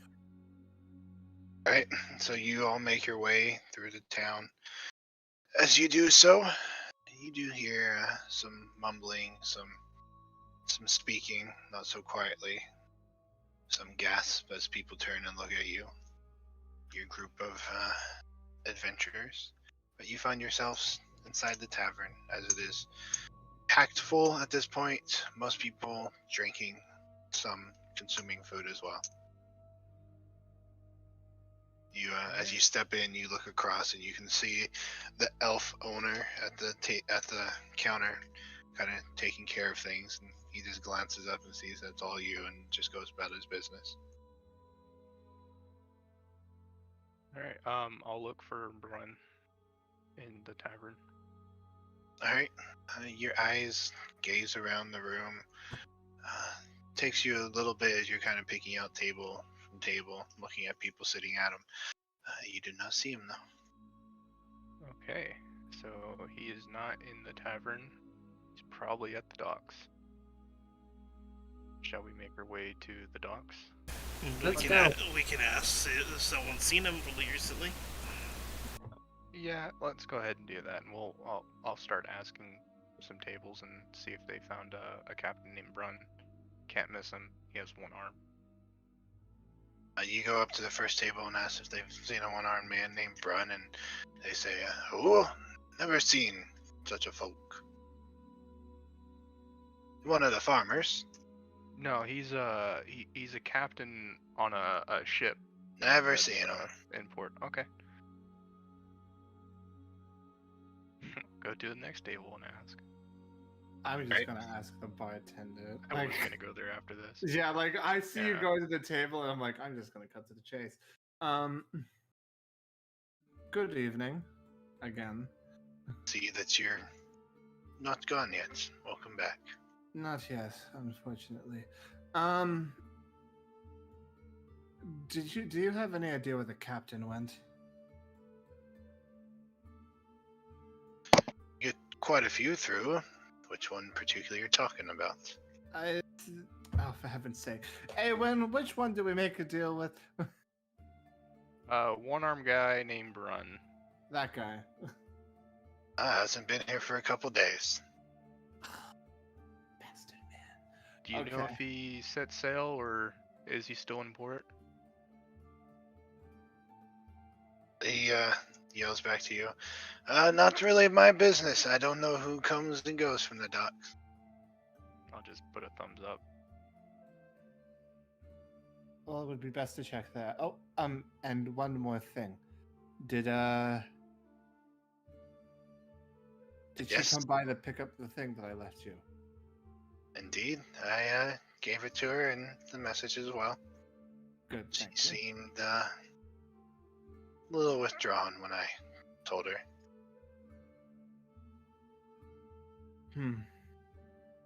Any idea where she has decided to stay? Did not talk about such things. She took it and left. Okay. Thank you. Just gives you a nod and says, this your final night? Yes, probably, but you don't need to worry about any thought of how this thing. I know that we have probably rubbed you enough the wrong way. Won't be taking up any of your rooms. Right, well, may the gods guide your path. You see Sure. that he has a, like he doesn't believe what he's saying kind of look as he says it, and he just goes back to what he's doing. We exchanged the exact same look. Like, yeah, all right, sure. Well, boys, time to check the dock. Well, boys and Leah. Exactly. Time to check the dock. I included you. Shut up. A bit late, but okay. Better late than never. I'm done arguing with you. We're checking the docks. Right, so you all leave, head back down. You take the road that takes you down the cliffside to the lake proper. And once more, you find it's almost like another little town. It's not huge by any means. It's just a bunch of buildings gathered by the shore, and then out from it, you go to the docks that head pretty far out into the lake where the ships are docked at. Currently, there's only a couple, and one of them is the one you all chartered. All right, we'll make make our way to that ship. I'll step on board and look for the captain, or ask for the captain. Alright, well, as you all make your way there and start heading onto the ship, you will have somebody call out to you from up where the steering is. And, as you look up, you can see that it is a large orc, which Auric you would be familiar, but he calls out and says, "What's your business on the Heart of the Oak?" Where are the rest of your crew? They're down below sleeping. What's your business? We booked passage on the ship as hired, or not hired deckhands, but for help to go to a certain island. Your captain, Brun. We take it you're the ones that we're leaving for, then? Yes. He just kind of walks down the stairs and kind of just turns around the corner and walks over, and you can hear him banging against something. Eventually, you hear creaking of a door opening and voices back and forth, and you see Brun step out and, you ready to go then? Yes, we are. Yes. Oh, when would you like to set off? I'll look at Grim. Why are you looking at me? We can go go now, now or whenever you guys are ready to go.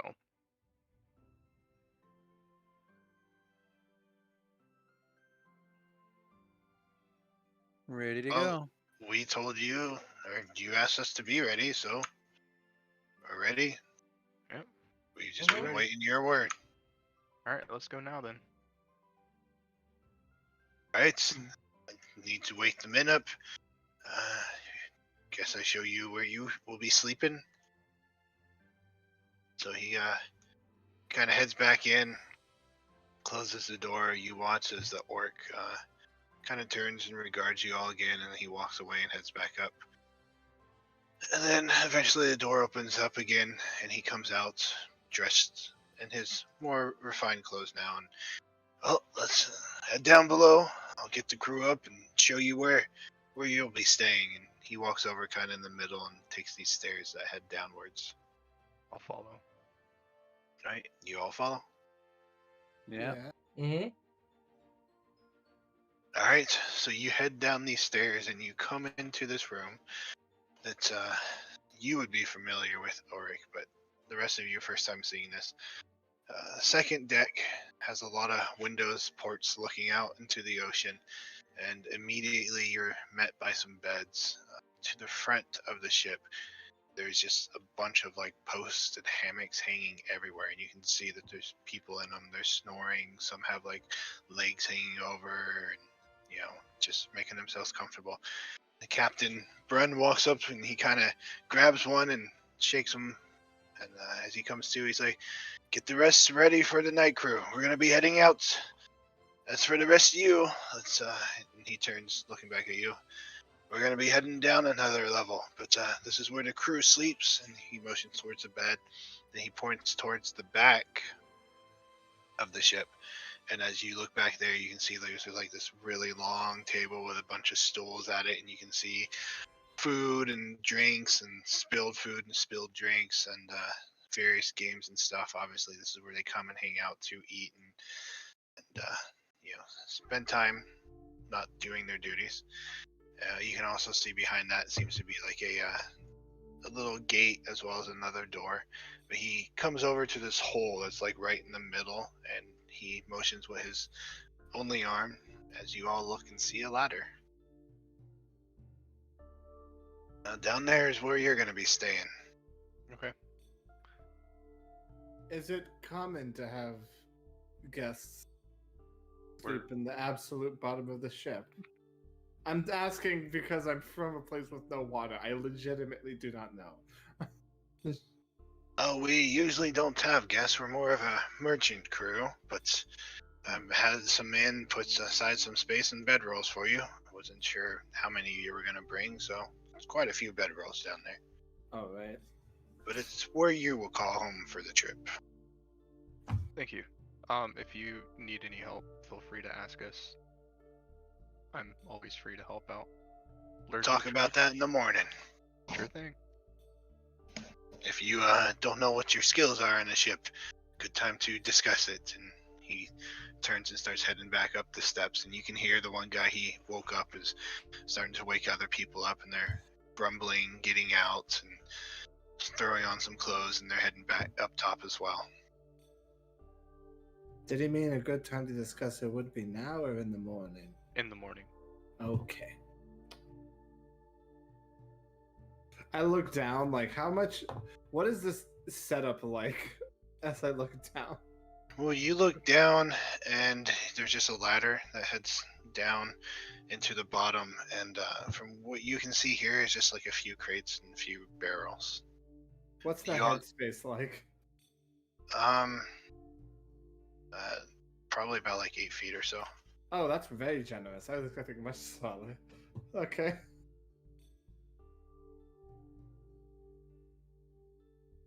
No, you get the feeling that this down here is it's a pretty big ship for as far as ships go.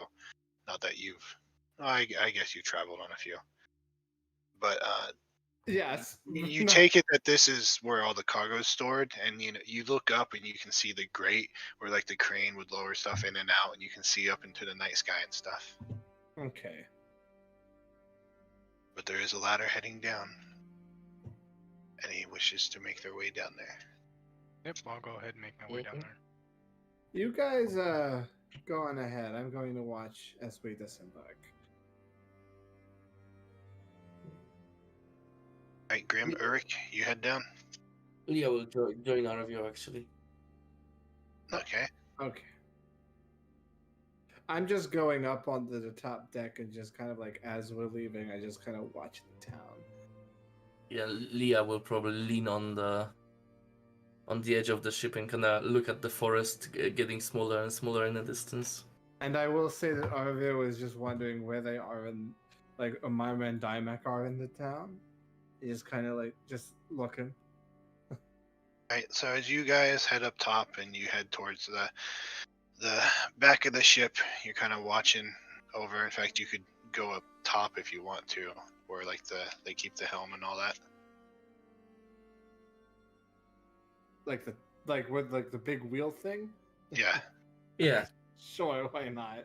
It just Yeah, gives you okay. it gives you more of a height advantage if you want to.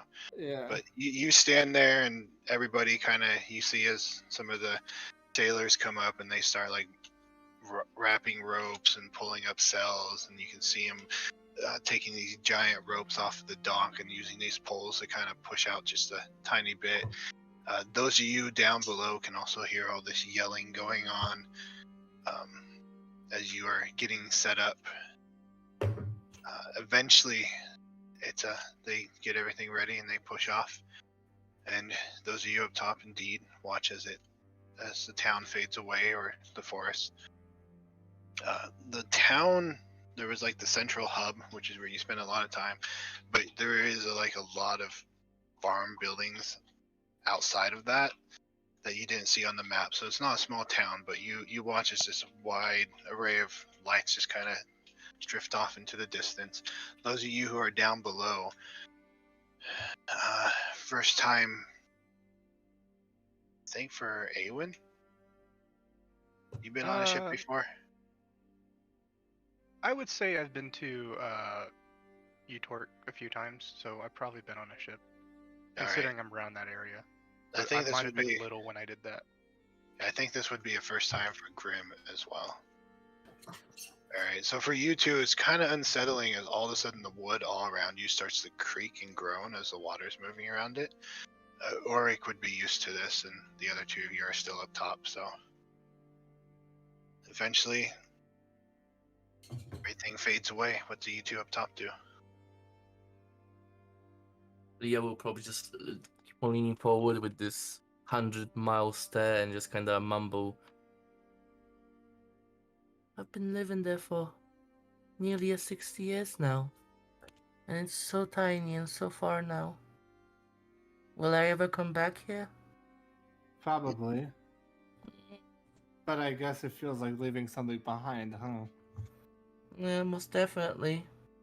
Although I don't really know where I'm originally from, but this place was pretty much the only home I ever remembered. Well, I mean, that's sort of a part of the whole thing about being an adventurer, I guess, is you have to adventure. Mm. You know, adventures are not the only reason I'm leaving it. I mean, I have some theories, but Mm. other than adventure, I know that you're waiting on me to get something to cast Yeah. that spell for you, for that letter that you won't let me look at. I mean, it's not like you would understand it anyway. It's a Oh. secret letter. Oh, is it because of context or is it because I can't read the language? Well, it's written in a very special way that, as far as I know, no one can read it. Not even you? Nah, I can read it. Been taught how to. Then why don't you just tell me what it says? No, I can't. I can't. There is an unspoken law that we're not supposed to teach outsiders our language. I understand. Well, can I see the note anyway? Mm. I- I promise I don't know how to read it. I promise I don't know how to read the language. She turns to her back, kind of looks around, and she's just like, "Do not lose it," and she just gives you this dead stare. Don't you dare! I promise. Cross my heart, and he uses minor illusion to make like an X over his heart. I'm patting it slowly to his hand. Okay. I'm going to. I'm such an asshole. I'm going to be like, wow, this is really interesting. Arvio, As give me I- a dexterity saving throw. Give you a fucking what? Dexterity saving throw.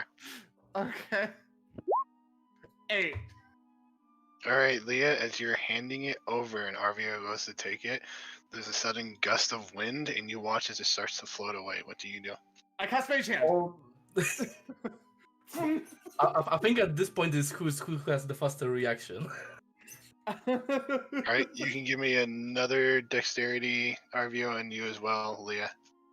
Okay. Save or just in general? Oh, it doesn't fucking matter. All right, Leah. I and immediately the turned mage- myself into a bird. the mage hand as well. You both grab it at the same time.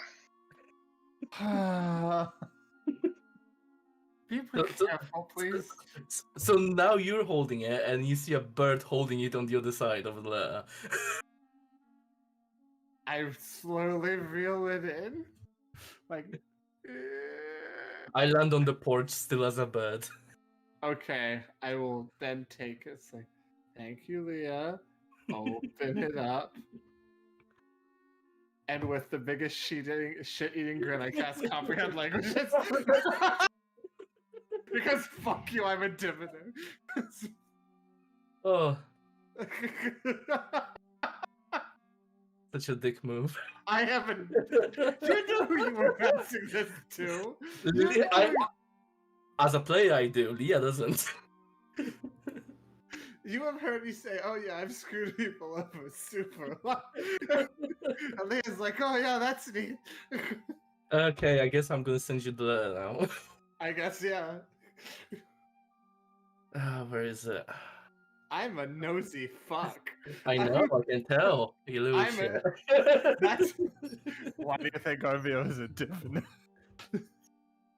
So he can be a nosy fuck.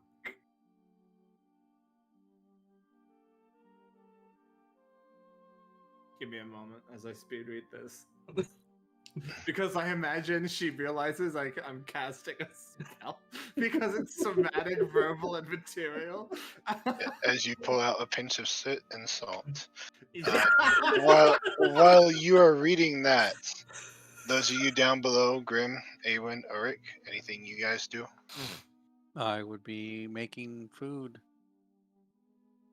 All right, so you head up to the second level to make food, or you're just hanging out there making food? I would make it wherever the galley is. All right, so you're hanging out on the second level, making food. But go ahead, Awen.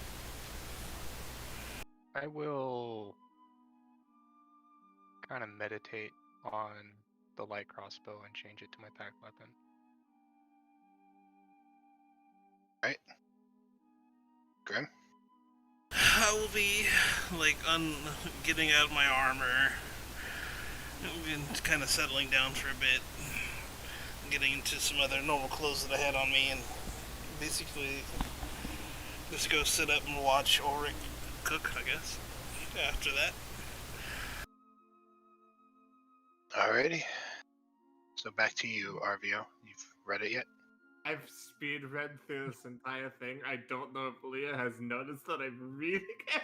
I mean, I feel like I would have to roll Arcana to be able to tell whether you can read it. You either you roll Arcana or you roll Insight, as I am clearly reading this entire.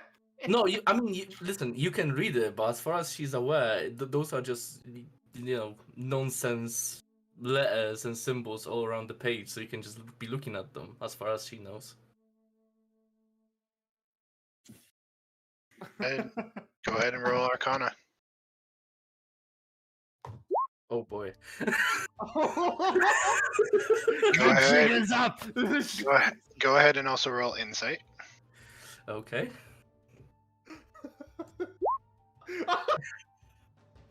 Alright, you watched. You are not versed in this magic, so you have no idea what was cast, but there was definitely a spell that was cast, and RVO is now standing there as his eyes are going left to right, left to right, left to right.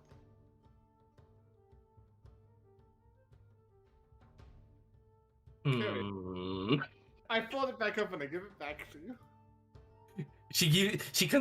Her eyes kinda narrow at you. She takes it in her claw and flies off to the bird's nest up above the ship. I know. Very enlightening. Hey, what's that you got there, little bird? As his hand reaches out and tries to take the letter from you. And there is a just massive screech. Just a massive screech at him. I snap back to attention. Can I roll intimidation? Sure, you can roll this disadvantage. Okay. 4. Alright, a sword comes out and he's like, "What are you?" And he starts swinging at you with his sword as this bird, clutching this letter, is just sitting there squawking at him. Refusing to let him take the letter. I don't know what I can do like at all. I'm just watching this happen like, oh god. Oh my god. Okay. Get back here, you little bugger! And he keeps swinging at you. I turn myself in the air, just above him, into one of the cave spiders we met.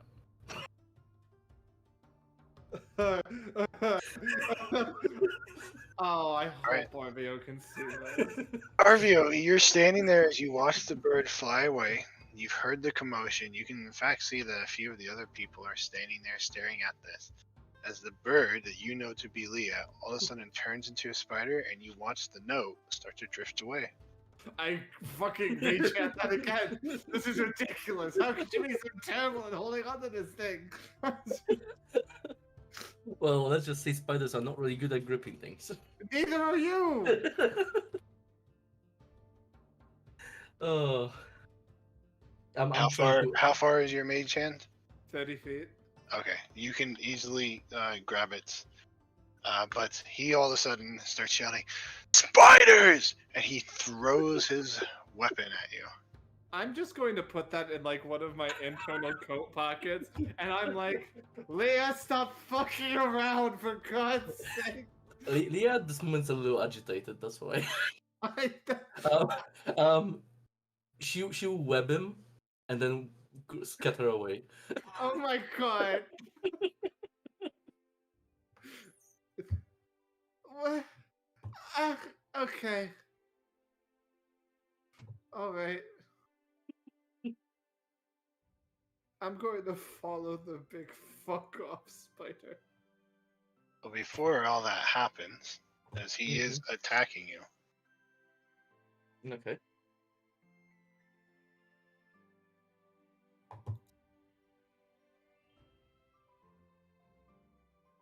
why can I all of a sudden not find this stat block? Okay. He is throwing at you and will deal. It's going to hit you as a spider. You're going to take 5 points of piercing damage. Yeah, I believe the spider should still be okay.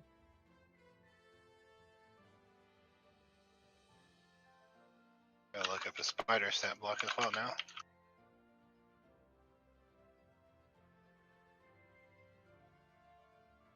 Alright, so Webb, he gets to. Oh, you have to attack, so go ahead and roll 1d20 plus 5. Okay.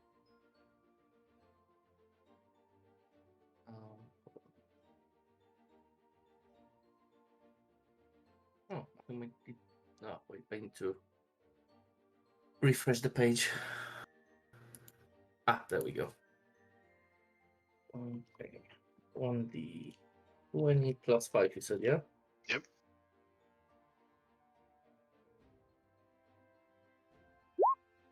Jesus Christ. Alright, so you shoot the web at him and it misses. And he yells out, "Spiders attacking!" And Arvio, as you're standing down there, you watch as everybody else pulls out their rapiers, as all of a sudden Leah's decided to start a fight. How did it? Great googly moogly, it's all goodness shit. Okay, I'm going to cast Fly. Wings come out, and I'm like, I'm going to defuse the situation. I am sorry. Do that when it is your turn. Fuck my life. Look, Fricka, what are you doing? To be fair, it was all kind of reactionary. Okay.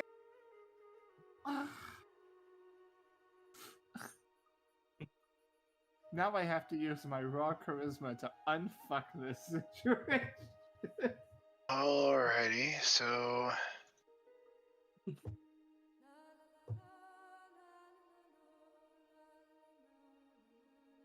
you. Yeah. I'll move all of you over.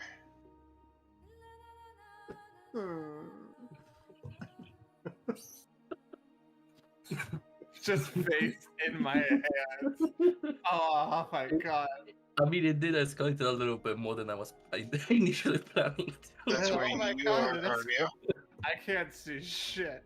Me neither. Okay. Give me another second then.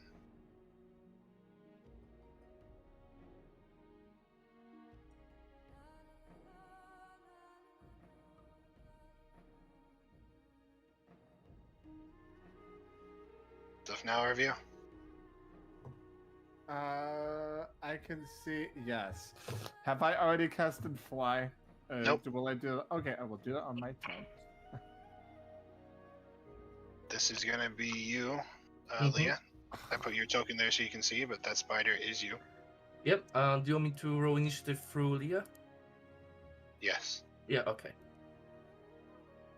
Great. Oh my god, I'm so glad. I'm so glad. Yes. Thank God. I can unfuck this situation. Well, hopefully you can. I have good persuasion. Am I good at persuasion? Am I proficient in this? I'm just getting the rest of you moved over to your respective screens too, so one momento. Rick and Grim, you guys are hanging out. Everything is fine. Don't worry about it. Don't even worry about it. Everything's a-okay. On the top deck. You're there, Grim. You're hanging out watching him. And then lastly, Awen hanging out below all by yourself. Yep. I probably hear commotion.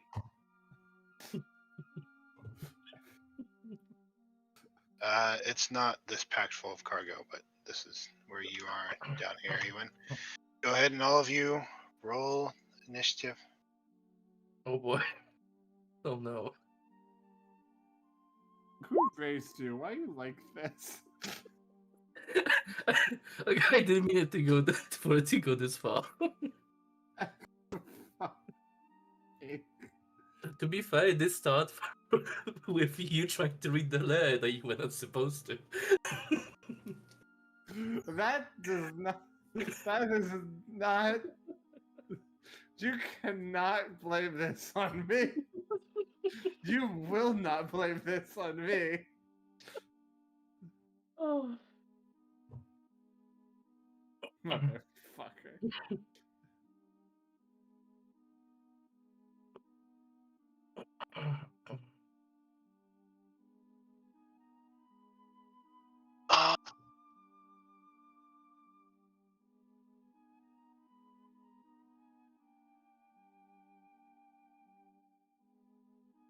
Go descending. Alright, I know the rest of you can't see this, but up on the top, Arvio and Leah, this guy runs over, mans this, aims it at the giant spider. Okay. And that is going to miss you as this bolt off this giant crossbow that's mounted to the deck up here just flies past you. These guys run over. This guy here is the guy who's up there with you. But he already got his attack off, so he's not going to go. These guys all run over, and they're standing at the mast of this, swords out. And you guys down below can hear, especially you, Grim and Ulrich, can hear yelling. Think that they're talking about being attacked or something. And you watch as these guys over here get up and start heading out of their of the beds.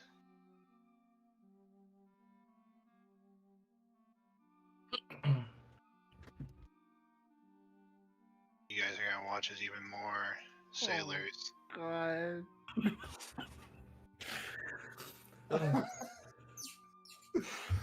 So what's your next character? Like, what's your idea? Like, is like, are you gonna go so that you could like join us on like a merfolk kind of thing? Like, why did you not see me? We'll see. We'll see. Well, see, Elf. Just so that you can still be pointy. I mean, not all is lost yet. Alright, Arvio, it's your turn as you are watching them react to this giant spider attacking one of them. God, it's gonna be so fucking bad. Okay, because I'm just gonna say what comes to mind. Like, how do I bullshit this de-escalation?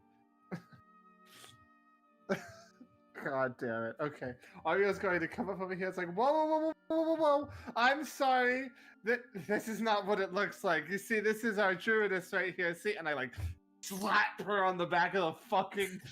I'm right now. I think I'm a little too high for you to slap me. I jump and I just fucking come on and slam just you in the back of your fucking head. She's just not feeling herself, you know, like time of the mind. You know how it goes. Just fucking get out of it, Leah. Stop being a giant fucking spider. Stop it. Stop being an asshole. I'm sorry, guys. This is a huge misunderstanding. She just gets like this. So it won't happen again. Please stop trying to stab her. Meanwhile, she's just hissing randomly. I'm literally like slapping this fucking spider. Cut the shit ass like I'm trying to persuade her. Going between like, don't worry, everything's fine. Stop fucking doing this, Leah. Like, stop it. Go ahead and give me perception. Perception? Or persuasion, sorry. 12. Well, the spider, because I do believe you said you're still hissing, it's still acting aggressive. They're all standing there. They're kind of looking at you, looking back. Still with their weapons out. Leah, stop being a fucking shithead! Stop it! All right. Anything else you wish to do? I don't. Okay. There's nothing I can do. All right. So you, How far see- up am I? yeah, you're about 25 feet up. Mm.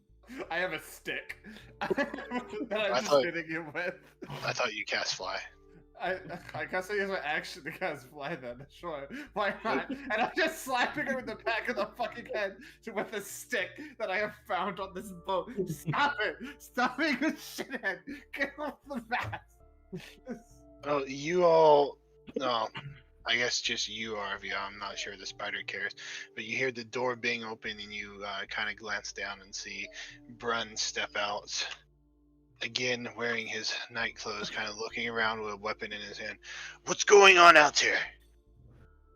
And he's gonna hold it. Urich, you can hear the commotion going on up top. What are you doing? I'm cooking breakfast. You mean dinner?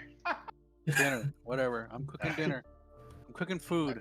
All right, Grim, you're sitting here. You heard the commotion. You kind of glance over. Ulrich doesn't seem to be moving, but you can see all these people heading up the stairs. Yeah, I'll be heading up the stairs. I don't have no weapons on me, no nothing, no armor. I'm just gonna go up the stairs and see what the commotion's about. Okay, well, make your movement.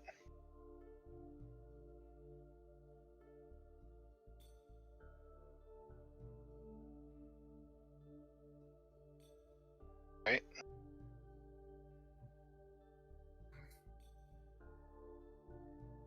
Five, 10, 15, and then 20. Put you right there.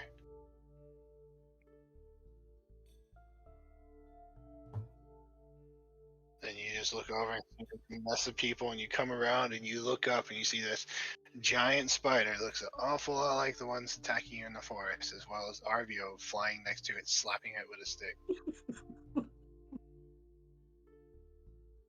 All right, Awen, give me a perception check. A fucking perception check. Alrighty.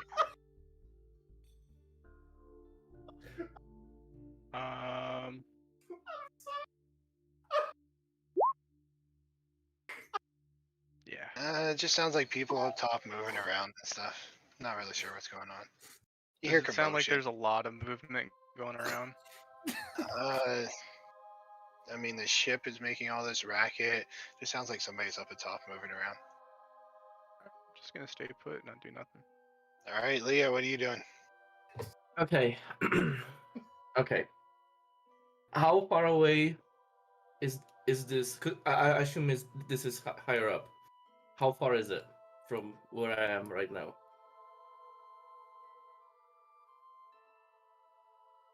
Like, would I be able to jump onto Happen to it? drop down and then go out. Oh, Well, you'd be jumping outwards. yeah. Would I be So able to jump? that's 25 feet away. So if you're doing a standing jump, it's half of your modifier, I believe. Mm, yeah, my speed is 30 feet actually as a spider. It don't go So- off of your speed. Oh. So I just have a feeling if I climb down, they might attack me. So I'm trying to find a space where I can jump off and try to de-escalate the situation.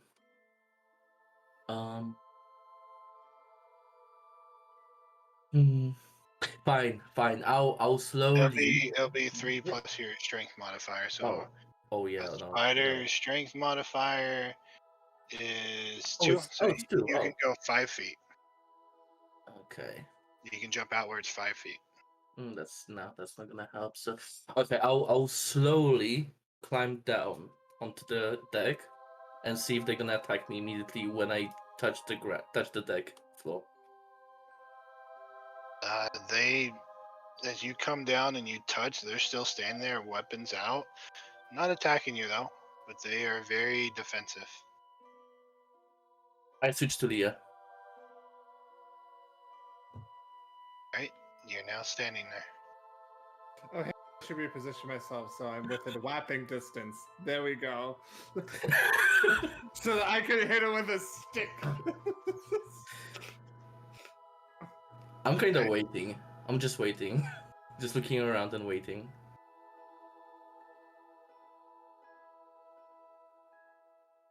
Right. In this case, you will watch as this giant orc kind of comes over and stands here. See, you are flying Arvio. I'm just going to give you some wings. And he's going to look at you. What was that about? This You guy trying to get yourself killed? Why are you attacking our men? He tried to steal my property, and I point up to the guy in the bird's nest. He got his weapon out and he's just staring you down.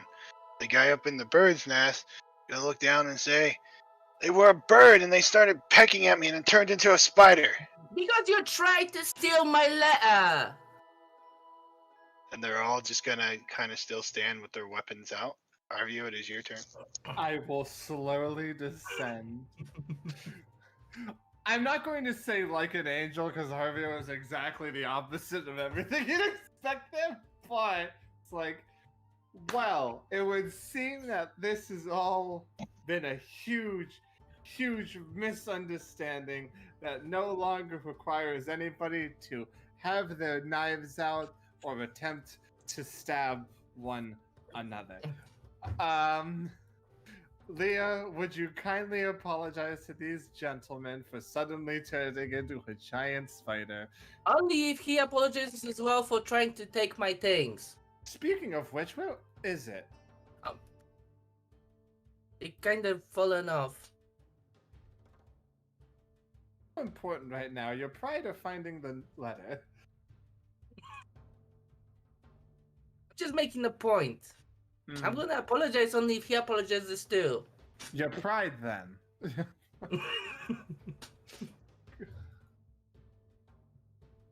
Wait, is that all So you do?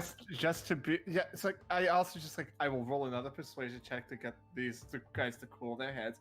See, she's just obviously it was a huge misunderstanding. We don't need to escalate this any further, gentlemen. I'll roll another persuasion. And? Better. Right. And that's your turn. That's my turn. All right. Well, Brun then will walk over and he will stand here. And he will kind of look back and forth between the two of you and he'll say, "You can put your swords away, men." And he'll look at you, Arvio, and say, "Since you seem to be the more reasonable one, you might want to tell that one, you might want to talk some sense into him. And if that happens again, you won't be making it past our next stop." Will do, sir. Right? I will use minor illusion to create a halo above my head. He looks up at it and looks back at you and then just puts his sword away kind of clumsily with his one arm. And as everybody else puts their swords away, You will hear Ulrich yell out, "Dinner served!" from below deck. you guys up top will also hear him, the orc. He kind of looks you two over before he walks away and says, "Shame, I would have kill hold him." And then he just turns and walks back up here, taking his place, and everybody kind of scatters about. Brun will walk over here and go through a door and disappear. I'll kind of put on like that very like the very nice smile before like the fucking face completely shifts as I turn over to Leah. What the fuck was that about? Oh, so apparently stealing is okay on the ship. Fine. Wish somebody told me that before. Where's your note? He tried to take it away from me. I don't know. I kind of like.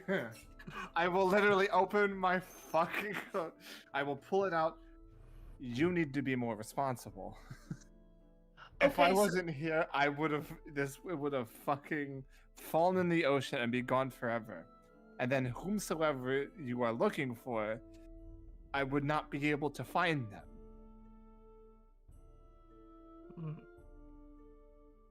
Okay.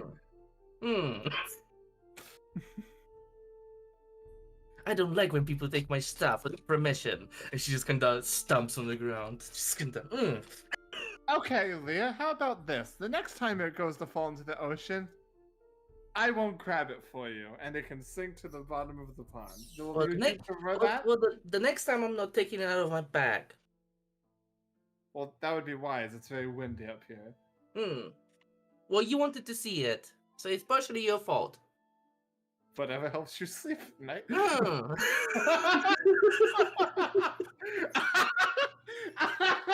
I like how it just continues to go up in tempo, and she continues to get more and more upset. Oh yeah, she will give you the attitude. She will. Well, as you two are up top having an attitude, Auric, A single. you watch as a bunch of sailors come down. Some of them go back to their beds, but some of them come over. You said there was some food, Auric.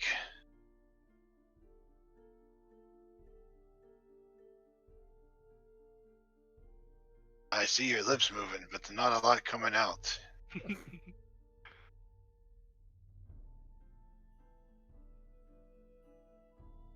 I think he is muted. Can't hear me then. Alright. Could have fallen asleep too.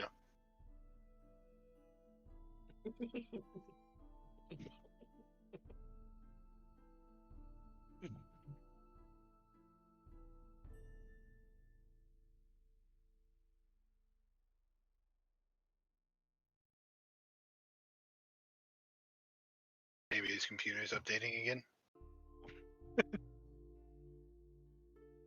Well, anyway, you can hear from down below. Ulrich yells out dinner. Alright, I'll go ahead and come up. Sorry. Do you say something? I'm falling asleep. Well, that'll do it. Oh yeah, Sorry. you only had NPCs talking to you. Oh, what did they say? Sorry. They were just inquiring about your dinner. Oh, well, then I'm going to start serving out dinner, whatever. I don't know what grub they have on this ship to prepare, but that's what I'm making. Alright, one of them takes it and he's like, "Not making the orc special again, are you?" No, I'm making my special. As I step up, I will hand Ulrich a satchel full of 13 cabbages. Say, you might have better use of this than me. As you say you're making your special, he takes it and says, "Well, just don't make that orc special again. I know Zaltor liked it, but we didn't." And he turns and heads back. And one of them says, some odd friends you brought along there, Ulrich." They're a bit odd, but they're good at heart. Not exactly sure how good turning into a spider and attacking people is, but okay. He just sits down and eats too. Awen just hears this and he just face palms and just ignores it. Alright, so you guys, Arvio and Leah, what do you do as you're now far away from shore and eventually gets to the point where you look around and there's just nothing but water in all directions? This would be first for you, Leah. First time you've ever not seen land. I think she will be still too distracted with arguing with Arvio. Right, so you two still just up top arguing? She's arguing with me. I don't know if I'm arguing with. I know I'm right. I don't need to say anything. She's just like, it's your fault. It's your fault. Well, Nothing's my fault. So in Elia's mind, since you're not since you're not replying, she's mentally winning. Yes, I got him. I got him cornered.